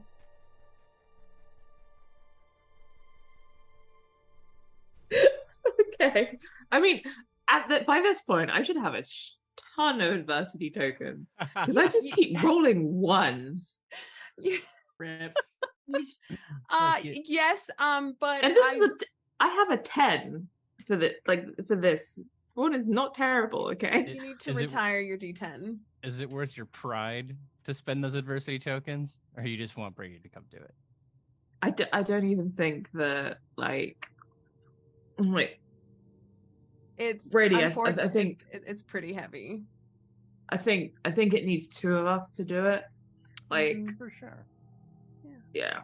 So if you just kind of do the initial and I'll help. I'm sure. Yeah. I mean, Absolutely. I'm not a leverageologist, but makes sense to me. All right, so Brady, go ahead and make your brawn check. Shaun's assisting, so I'll give you a +2. Oh, will 20 off the top. And then another 14 for 34 plus whatever Shaun's got. So you're One? No. you're Or am I pretty rolling certain- again? Sorry. No, well, it does not matter because if Brady lets you help, it's all for show because it pretty much feels like this grate was buttered. Like it was ready and waiting. And I think, Shaun, what you could do from here is just say, well, I loosened it up for him, obviously, because that is the only way that it was that easy for him. Brady knows that sometimes you have to build up the team around you so they have confidence, right? So I'm going to push like pretty hard against it, and then I can feel it kind of giving away, but I'm going to make like exaggerated straining noises and be like, Shaun, come on, get in there. And then as Shaun, pushes, then I'll let all Brady loose and pop that guy up. And then as it comes out, I'll turn him like, yeah, that's it. And then we'll do like the back-to-back hand slappy thing that kids did in the 80s. Perfect. We'll kind of get it wrong, but it's like, Yeah. yeah. I love all of this. Shaun is feeling great about himself. I mean, I think I saw some coal, like, in case you want to, like, I don't know, throw shit, like, or just load up your pockets before we go down in case we need something else. Is there a poker in there? Unfortunately, no. There is a shovel because obviously, you wouldn't shovel coal by hand. So there's a little shovel if you wanted a shovel. There are lots of pieces of coal down here because this is where the furnace would have been kept. Because obviously it's a basement. But you can have a shovel if you want. I feel like shovel is a good bet. Sure. It's probably not iron, just unfortunately, but it's okay. Gonna load up my pockets anyway. Use it on Roger. Dakota, are you grabbing anything? Yeah, I guess I'll grab some coal as well. Sure. Yeah, if the big weapons look to be taken, so if we're collecting coal, I will grab some as well. No idea what's in that sewer. There could be crocodiles down there. Yeah. So the unfortunate part is it's about a 10-foot drop. There are little handholds you can go down. It's not like a full-on ladder, but once the grate is open, you can look down, and it just kind of looks like a dirty sort of hole, but there's a bottom, and you can see it, and it's not filled with water, so that's good. I mean, I am the brave one, so... Plus, something needs batted down there. But like, you go down first, and then you can help lift everyone or like catch everyone as we come down. For sure, yeah. I'm gonna jump. If you were the Ninja Turtle, who would you be? Because I think I would be Raphael, and it's like taking the crowbar back and gone like this, like really ineptly. I'm Donatello. I think Leonardo's the bravest one, right? That makes me Michelangelo. Yeah. Yeah. I feel like power. So, yeah, I'm gonna jump. Great. You land. It's dusty. It's kind of dirty, and as you're looking around, you realize you're not in a sewer. Everybody else at this point is starting to climb down, so you're kind of helping. And once everybody's down, you'll all turn around and take a look at what you see, and you realize that this is a small tunnel leading into what appears to be a slightly larger room. You can see a little bit of light just beyond, but not a ton. It's very, very dark down here, but the tunnels are no taller than about 5 feet. So it's clear that this is not made for an adult. Well, it's good that we're all children. It really sure convenient. is. Yeah, isn't it though? As you walk away from the grate into the tunnel, you're kind of met with this large room. It's about 30 by 45 feet long. And all the walls in here too, just like the walls in the tunnel, it's just packed dirt. It's maybe 10 feet tall in the tallest parts. The ceiling is varying in height, so it's hard to get an exact measure on how tall all of this is. There's a small pile of bones in the corner. Maybe don't pay too much attention to that. Don't look too closely at that. Mhm. It's a mixture of different bones. So it's probably not all human. And there's a small little pool of water. I wouldn't drink it. It's fetid, maybe not the right word, but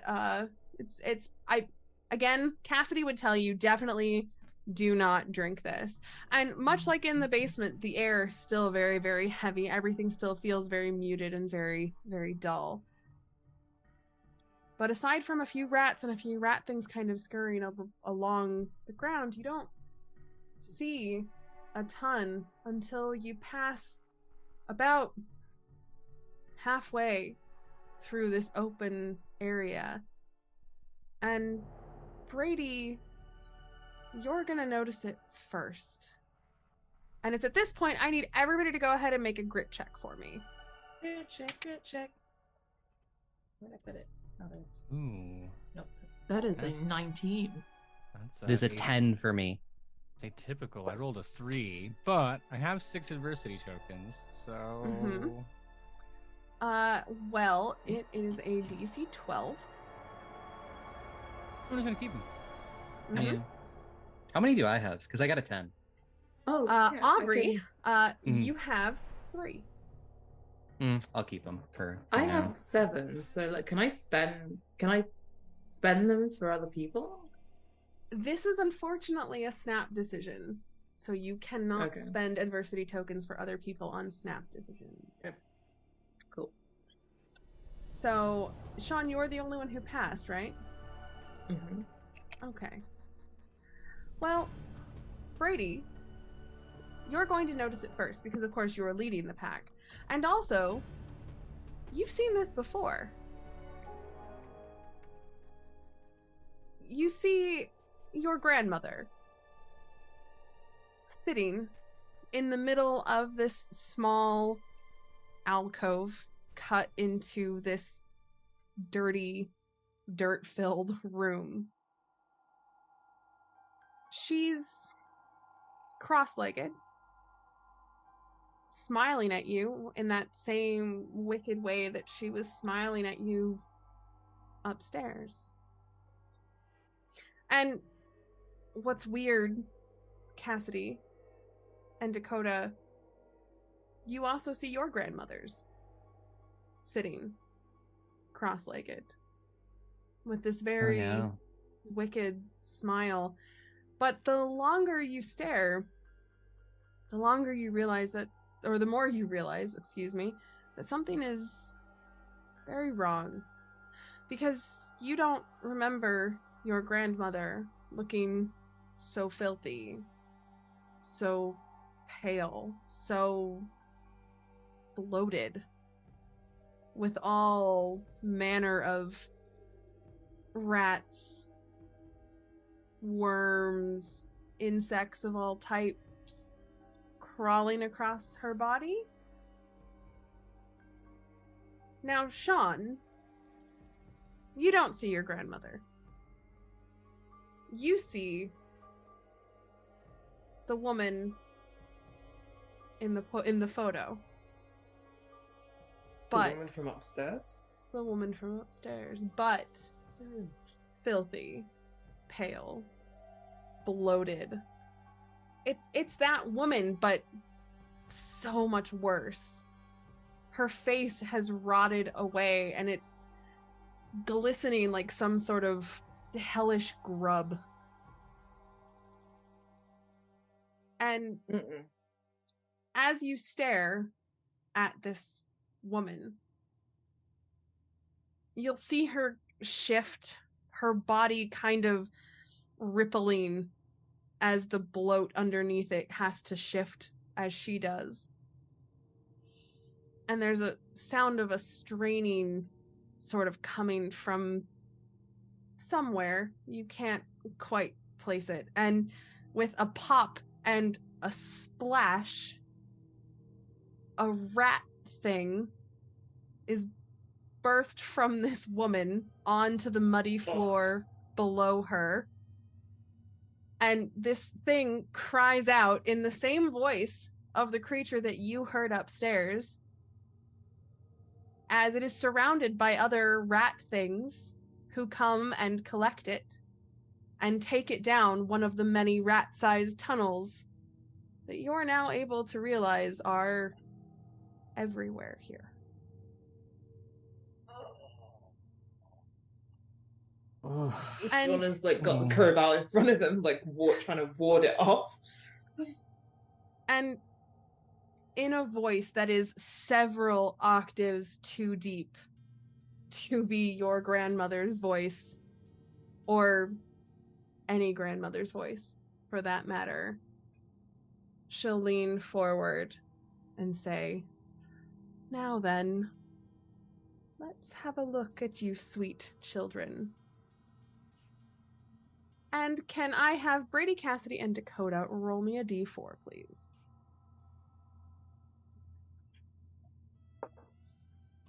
It's a 2. Great. Dakota. Brady. It's because she saw you. She saw you upstairs. She had that connection with you. And that must be why you're the one that she goes for. And Shaun, she goes faster than you would expect for somebody of this size, but as she lurches forward with far too much speed, Brady, Cassidy, and Dakota frozen in place, believing they are seeing their grandmother.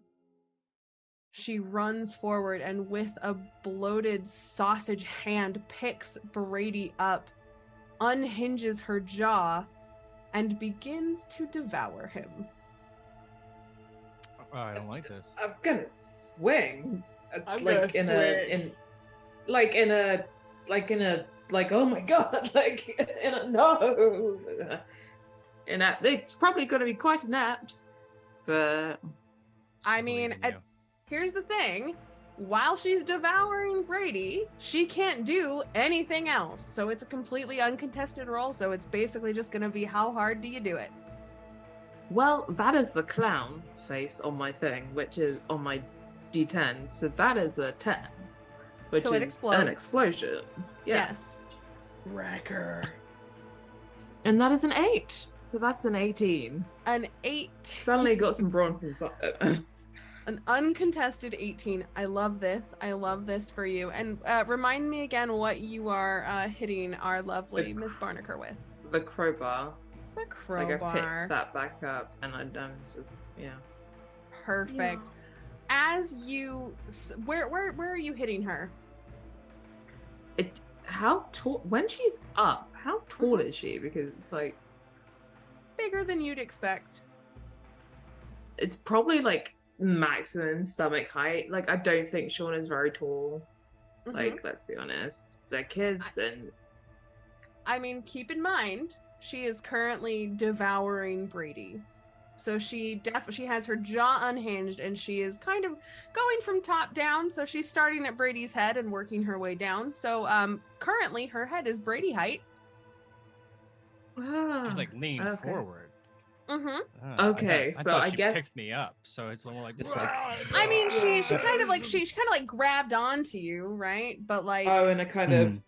but she's not like lifting you up to like, yeah, she's doing a little how bit far of has she made it? Like, am I like? If you had to put a mechanical number on it, she's probably about 33% of the way through. So you've probably got a couple rounds before she's done with you. Okay. Right, But but I'm this not is more of dead. a just an No, unhinged jaw swallowing whole type thing. she's very snake-like. It's kind of strange. You've never Okay. seen a Oh, snake eat a no. rat unless you had a friend who had a rat, snake eating or a rat eating snake. But this is what you'd imagine it would look like. Okay, I don't... Oh, that means I'm gonna be maybe- alive in there for a while. I guess I'm gonna try and catch the bottom of her jaw to like, I don't know, like snap it back or like break it so that Brady kind of, well, it's either that or catch her arm to like make her drop him. I It's up to you. You tell me. You're the one with the 18. You tell me what happens. Can I get both? You rolled an 18. That's Sure, I mean, that's sure, ridiculously sure, impressive. sure, so sure, if you sure. want No, I'm both, gonna, like, yeah. I'm gonna swing and like catch the arm. So if she's holding him like this, kind of catch this kind of clawed hand arm and like down to her jaw and like whack it against her face and bottom jaw with the crowbar. Absolutely. And she will, I mean, she's definitely, she's on a mission. She will let her hand go. She's still kind of supporting Brady with the other hand. And her bottom jaw is definitely in a very unfortunate sort of way. But she's still going at it. Do me a quick favor, Shaun. Make me a grit check. Actually, all of you make grit checks, because with this, there is a moment where all of you will be able to try and break the spell again, especially since she was just beat with iron. It's a 15 for me. Oh, yeah. 2 for me. Dakota, you're good. What was it, Cassidy? 2. I rolled a 9. Can I spend my 3 adversity tokens? So I was actually going to say, because she was hit with iron, it was actually easier. So Brady, you pass, which means that you are currently aware that you are inside the jaw mouth of this creature. Dakota, you do not see your grandmother anymore. Cassidy, you definitely still see your grandmother, unfortunately. This is very disturbing for you. Last time you knew, your grandmother did not do this. So, Shaun, what was your grit check? It was a 2. I think the whole kind of... Spend 2 adversity tokens to get this? Oh, yeah, absolutely. If it's only 2, then... Sure. Yes, because what your grit check is for, once the illusion is broken, you don't have to worry about it anymore. She cannot trick you with that again. Shaun, what your grit check was to see if you noticed that at the far end of the alcove where she had been sitting sits a shriveled hand with a large black candle and a purple flame. Do with that information what you will. Brady, you've just woken up inside the mouth of an evil woman.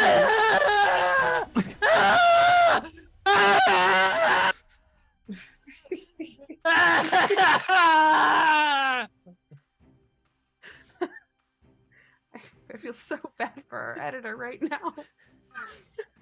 Oh, I'm so unhappy right now. That tracks. Are you just going to scream? Are you going to... Is screaming a free action in this game? Screaming is a free action, yes. Just like crying, screaming is a free action. Okay. The bat's probably gone, yeah? Why would it be gone? Because she picked me up and, like, ate me. So? She didn't expect that she didn't expect to be hit with iron. So, I mean, if you had the bat in your hand, like, you're not gonna drop it, are you? No, well, I mean, I don't know. I've never really been swallowed whole before, so... Well... you never know. You know what? Fair. Well, why don't we resolve mechanically? What would I have to roll to keep the... I would say brawn, because I'm holding on to it instead of it being pulled away. Also because that's my best. Because that's your best. Sure, I'll buy that. 17. Yeah, you definitely, like, here's the thing. So you saw her and you were kind of frozen in fear because that was your grandmother, and again, you weren't expecting to see your grandmother here. So yeah, like, you were frozen in fear, and I mean, if your bat did not have a grip before, it does now, because you have squeezed the bat so hard that there are definitely imprints of where your fingers currently are. But good news, you still have your bat. Then I want to use it like I'm not going to be able to swing, right? Like with the jaw around me, but I want to take it and like especially because I'm Shaun having hit the jaw, I want to like leverage down And like in Brady land, I'm just gonna be trying to push the jaw open so she can't close it around me. But in Aaron land, I'm thinking it's gonna be harder to eat me when your lower jaw is not on your body anymore, Grandma. That's very, very true. Also, don't forget she doesn't live with your grandmother anymore. Yeah, but it's easier this way. Like, Sure. All right, well, give me a brawn check. Let's see if that happens. Ooh, 10. Ooh, 10. You know what? Because, and only because you embedded those silver coins into it, I'm actually going to make it a 10 instead of a 12, which is what I had set it at before. I can spend the 2 adversity tokens. Well, because my thought is that the silver definitely does more damage to her. So as soon as you kind of get it in there and pry it up against the roof of her mouth, you know, there's kind of like this burning, howling pain. I mean, she would howl. It's also very loud because your head is right where, yeah, you're literally in it. So you do get this, but you know what? Because of the muted sound of the basement, it's not, again, as loud as you would expect it to be. But those coins touch the roof of her mouth and you're kind of trying to like keep it in there. And it is easier for you than you'd expect. And because of those silver coins, good job. Not getting eaten today. Hell yeah. We love that for you. With that, we can say, Cassidy, you do get another chance because she is kind of like screaming out in pain right now. Dakota, what are you doing? And I grab Brady and try to pull him back out of the mouth.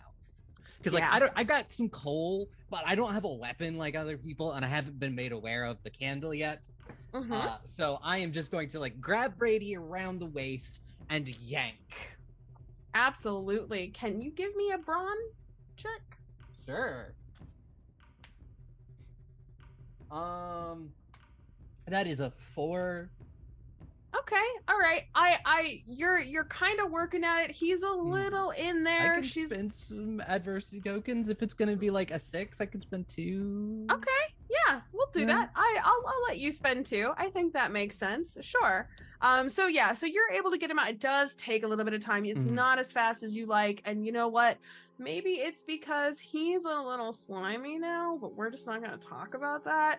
We're definitely not going to talk about that. I'm also definitely, because I can't see you, I am definitely kicking my legs around and shit. Sure, he's making it very difficult for you. But eventually, you know, you are able to, whether it's by, you know, saying, oh, it's me, Brady, I'm trying to help you, or whatever it is, he'll eventually be able to get out. Brady, important question. Do you take the bat? Well, so like in my head, I'm like, well, obviously I want the bat, but also like if it's lodged in there, then is it lodged in there enough that like could she reach in and grab it? You know, Brady's not that smart, so Brady's gonna be like, I saw Jaws once, right?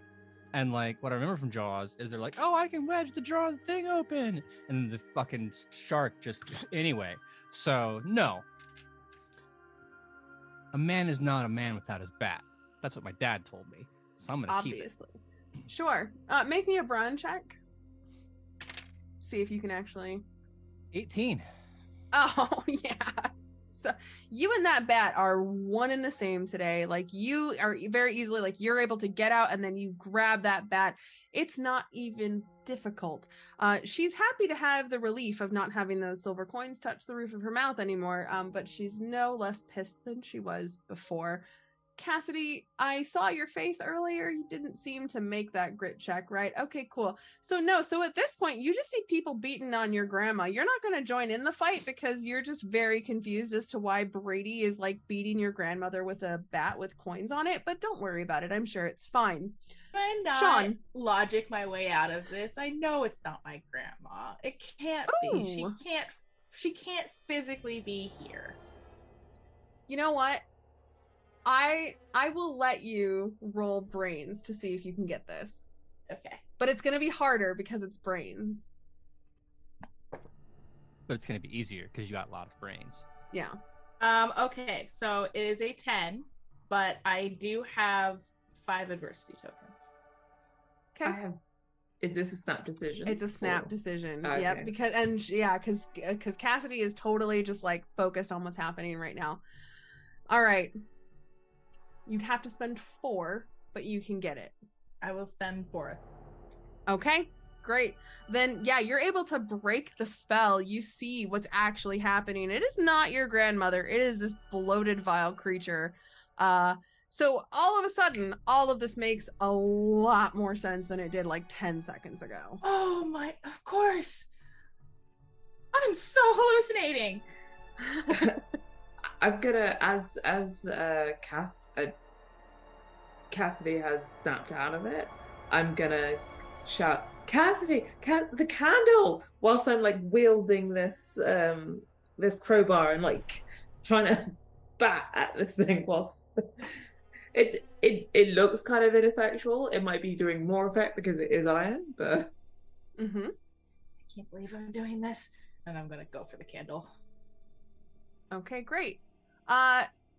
It's up there. It's a little high. You're gonna have to either make, you could throw something at it. If you wanted to throw something at it, that would probably be like actually, I guess it would be, either way, it'd be a flight check. You could throw something at it, or you could try and climb the little, like little things that are kind of carved out.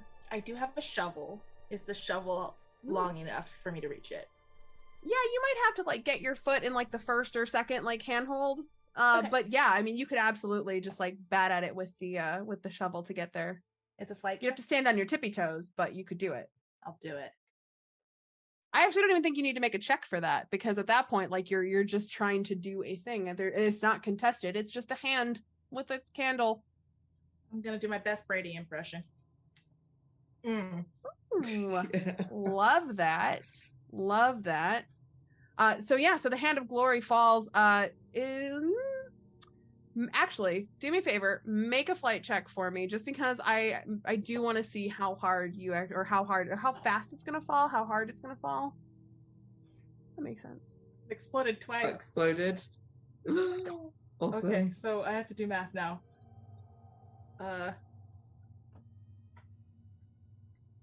30. what?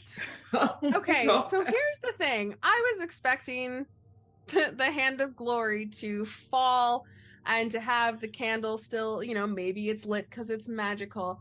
But at this point, like the way that you hit the candle and the hand, you've kind of actually just split the candle in half. And that the flame obviously has, as the top of it falls off, the flame definitely goes out, and the hand and the candle and the top of the candle, it all just kind of falls to the floor. And as soon as this happens, everybody kind of feels this weight that they've felt since they've been in the basement just kind of lift, and that muted sort of feeling that they've had in their ears and just in all of their senses has just kind of lifted from the house. And if you had to guess, it's probably because with the hand of glory out, the spell has been broken. Whatever spell that you were kind of dealing with was broken. Home run! Right? Is this creature still trying to attack us and eat us? Oh yeah. So here's the thing. As soon as she senses that her magic is gone, or that the spell that this hand was putting out into the house is gone, she kind of lets out this dark guttural moan, because it's not a shriek because it's not shrill, but she lets out this deep guttural sort of sound, and she's actually going to try and run off, because here's the thing, aside from eating people, she doesn't actually look like she could do a ton of damage with her hands. Again, she's kind of a witch, and witches aren't known for being strong. Cough, cough. Ivy LaRue, cough, cough. So she will run off. She's not looking to fight anybody at this point, and none of you are under her spell, which means that she cannot eat you. So she's going to try and run off and hopefully cast spells on all of you. Not if I and my crowbar have anything to say about it. Mm-hmm. And then I'll roll a 1. No, I rolled a 5. I have adversity token suspend, but I don't know whether I've got 5. See, here's the thing. So she is very, very large. Come on. Okay, well, she rolled her flight. She exploded her flight. She rolls a d4 on her flight. And it exploded, and she ended up with 6. So, unfortunately, as you're swinging this crowbar, I don't know because again, do you remember when I said that she moves a lot faster than you were kind of expecting her to? Mm-hmm. The same is true when she's retreating. So you're expecting this body to move in a very specific way, and you swing where you think the body's going to be. That's not where the body was. The body was definitely a little bit further away, but that's okay because, it just means that you didn't quite land. But she's not fighting back right now. So at least there's that. Can I remember anything from my brief kind of extra flick through? Like, how do we kill witches? I mean, you know that her book is the thing that's tying her, or the thing that connects her to the gray man. You can assume that the gray man is what gives her this power because of what you were able to kind of read from that one page that you actually sat on for a while. Since the Hand of Glory is out now, it stands to reason that fire could actually work. You know that witches hate fire. The Hand of Glory is probably what stopped any potential fires from happening, which Cassidy would explain what happened, what you found in the study upstairs. It's all kind of coming to, if you were to really sit back and take a moment and think about it. But with the Hand of Glory out, there's nothing stopping fire from actually working in this house. Like, a fire. We need a fire. Oh, I'm on it. I pull off my backpack, I take out the matches, I strike one. What do you want to do with this? The book? Oh, huh? Yeah, duh. I set the book on fire.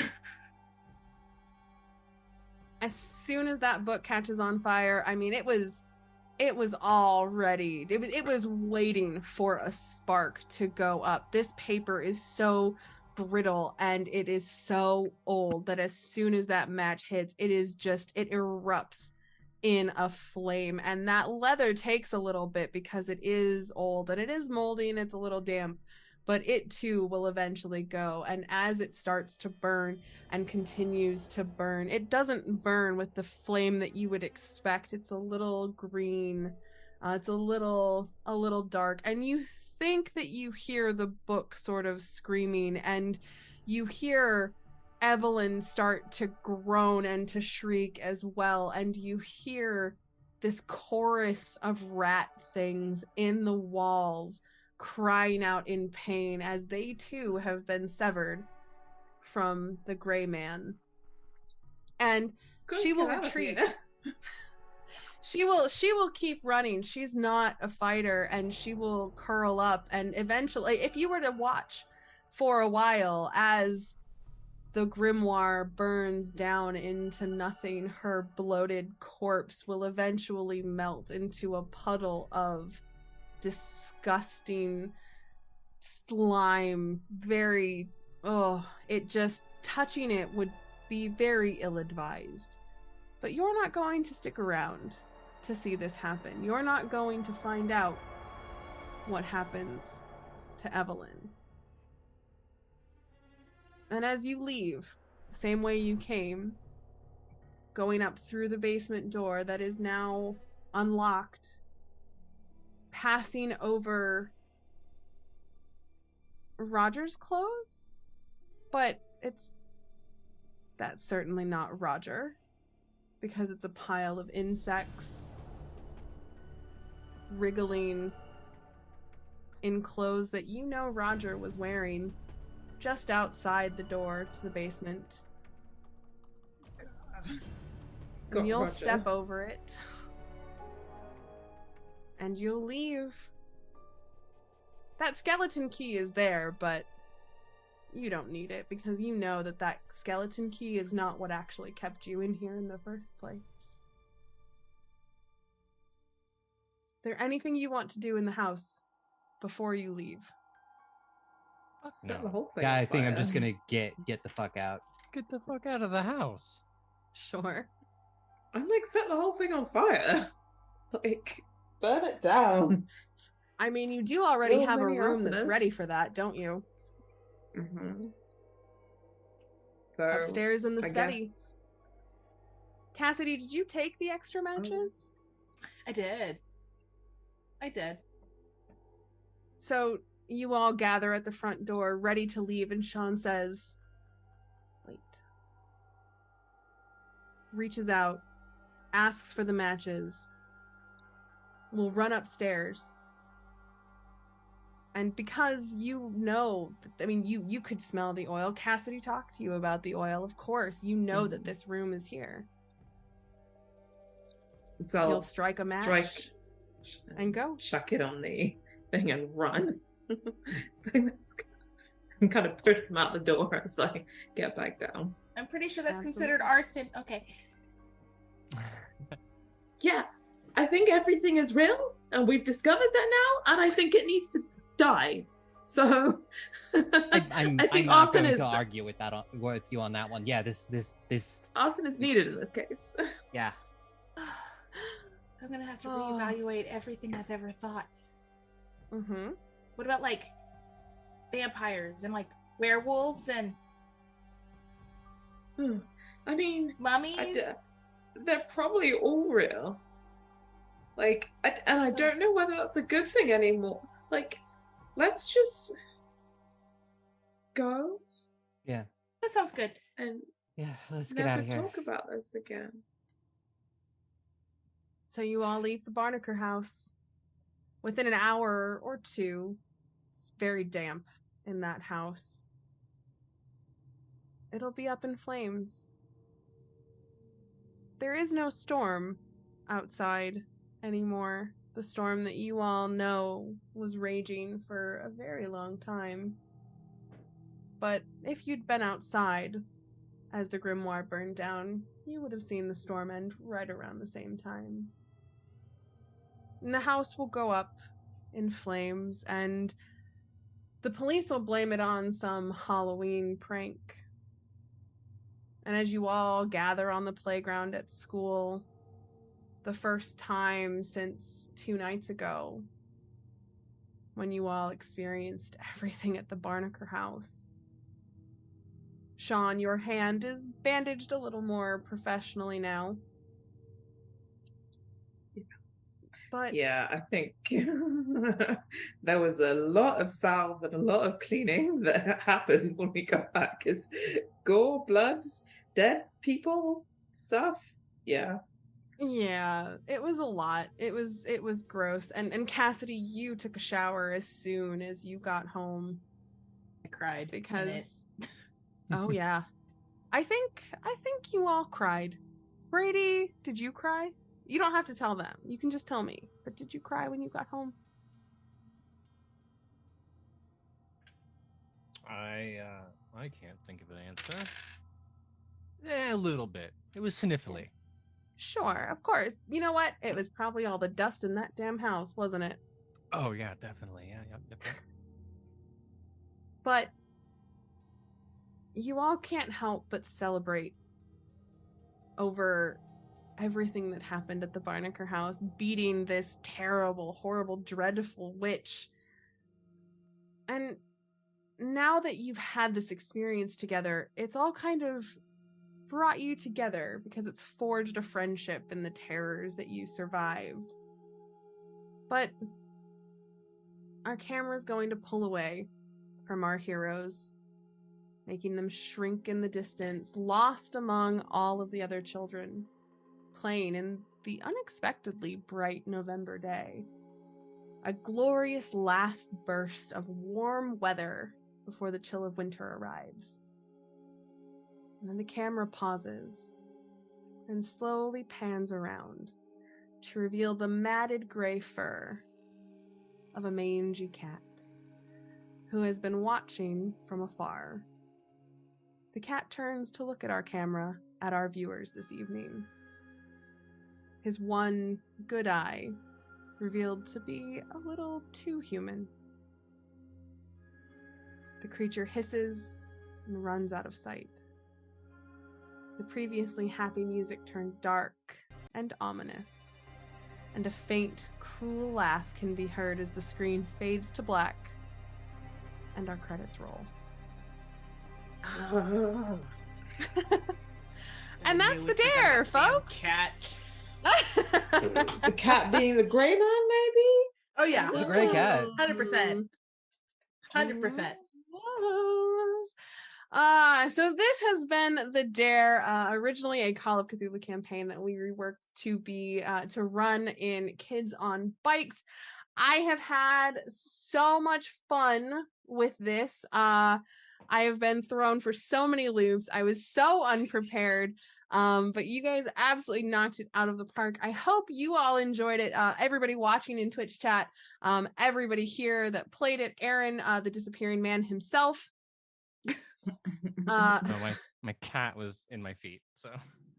Oh no! Sure it's your It's cat. already started.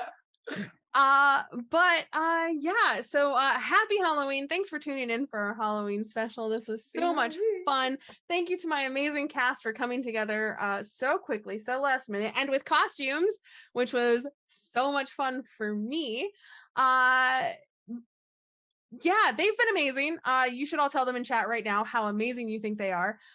So Aubrey, Miss Dakota Murphy, Miss Popular Girl herself, you are one of our favorite people here around the court. If people want to find more of you, where can they find you on the internet? Well, you can go pretty much anywhere in any social media. You can find me at Mad Queen Cosplay, and I, usually Goblins and Gays, Bring Your Own Mech, Wayward Arcadium, all that fun stuff. You can find me over there doing those things. Awesome. Also here once in a while, Yeah. more than once in a while, because we kind of pull you in a lot. I always but say that's yes. Okay. It's true. You do. You don't know how to say no. It's very. I don't. But I have fun, I love so. you for it. But good. I'm glad we have fun too. Jess, Miss Cassidy Jones, woman with a plan who didn't believe any of this and definitely turned into a believer at the end, and also the one with the matches at the very last moment. If people want to find more of you, where can they do it? I usually hang out on Twitter at Cinderscoria. That's where you can find me literally every day of the week. But if you are also looking for more TTRPG content, you can find me at Girls Run These Worlds. We're doing the Arcane Core right now, a Monster of the Week podcast every Monday. And you can find me on Zeal Zaddy's channel. We're going to be starting up again in November on Tuesdays. You can also find me, I forgot to mention this last time. You can also find me on X-Row Crow's channel for Off the Vine. That will also be coming back soon. I know. I'm so excited for the return of Off the Vine. It is such a good show. Me too. It may or may not have been one of the reasons that I was like Kids on Bikes, because it's kids on brooms. But it's basically the same thing, just like magic versus spooky stuff. So just the only reason why I felt comfortable coming into this, because I was like, I have some knowledge of that system. Yeah, perfect. I mean, you have more knowledge than I did, and I think we all did lovely. So I think we did great. Yeah. Lola, Mr. Shaun Whitaker, the man with the plan who knows all about the occult, weirdly, probably way more than an 11-year-old should know about the occult, if I'm being honest. What can I say? Shaun did his research and is maybe a little bit more morbid than an 11-year-old should be, but sometimes life knocks you for six, feeds you lemons, puts you in car accidents with some of your family that don't make it out. Never mind. But me, Lola. Yeah. Yes, Lola. If people want to find you anywhere on the internet, where can they go? So you can find me pretty much anywhere. under Third Vault Yarns because I make yarny things and for you to make things with yarn. But yeah, so Third Vault Yarns, come find me.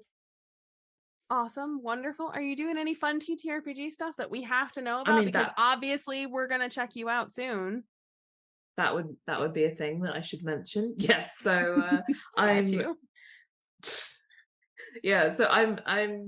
in a kind of limited run campaign for Horde of Tales with 12 Occult Eye, and I'm playing this super fun demon Sutanzi, and we are like going around haunting our bonded witches, blah blah blah. Come check it out. There'll be more stuff that I'm in for Roll Together, and yeah, just kind of jumping around. Oh yeah, come find me.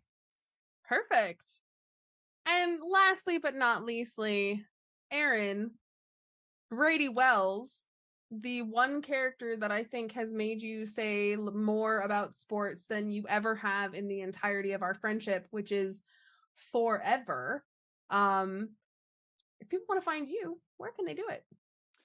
I have to confess that I actually texted my friend Rob, who is a huge baseball fan, and been like, I need some baseball facts like super pronto. And he did get back to me in the game. So at one point you will see me being like, what? And that was me getting the script. Oh, what a good guy. Good on you, Rob. Yeah. Rob is a sir. And then, hey, credit to stepping into the role, right? Sure. No, absolutely. Yep, I'm Aaron. I'm normally sitting in that chair where V is right now here at Queen's Court Games. You can find me on Twitter at Aaron in Words. You can find my games at Queen's Court RPG on Twitter. I don't do Instagram. I'm not cool enough. I think I'm too old for TikTok. But aside from that, I am also currently cross-pollinating in the RPG universe with multiple games over at Red Moon RPG. So if you like Warhammer Fantasy Roleplay, if you like Unknown Armies, or if you like Cult of the Lost, I have had games there quite recently that you can go find. And V's in one of them. I'll let you go and figure it out. And first person to send me a DM telling me which one will get a special prize. Wait, I know. Can I get the prize? Obviously not. That's insider trading. Okay, well, okay. Well, darn. Well, darn indeed. Hey, yeah. This is the part where you're like, okay, we're done now. And I'm like, no, because there's one more person we have to talk about. Who's your favorite lady of the court over here at Queen's Court Games? It's V. People want to see you doing all kinds more stuff, sometimes running games by surprise, but also maybe just doing cool shit on the internet. Where can they find you? Oh, Aaron, everybody knows where they can find me. They can find me on Twitter at V is for Vampire because my name is V and I like vampires. But you can also find Queen's Court Games, like Aaron said, at Queen's Court RPG. We do have an Instagram account. It's at Queen's Court Games. We also have a Facebook account, which is at Queen's Court Games. We also have a TikTok, which is at Queen's Court Games. Queen's Court Games is everywhere, even if Aaron is not. Yes, you can find all of the stuff that I do there. Like Aaron said, I am in a Red Moon game, but apparently now I'm not allowed to tell you which one because that would be spoilers. So I also just recently finished a thing over with Roll Together, not with Lola, but just pointing to Lola because Roll Together. So I don't know. I do a bunch of stuff. But it's yeah. Don't forget, you can also find art and stuff that I do, like secret art, over on our Patreon, patreon.com/QueensCourtGames, where every month I release like 2 pieces that I don't put out anywhere else. So it's kind of a cool thing. They also relate to our campaign. So like if you like our lore, that's always a good thing to check out. But this has been the Dare. Thank you guys so much for joining us. Hope you're all having a wonderful, wonderful Halloween. I think we have to go and talk about this game.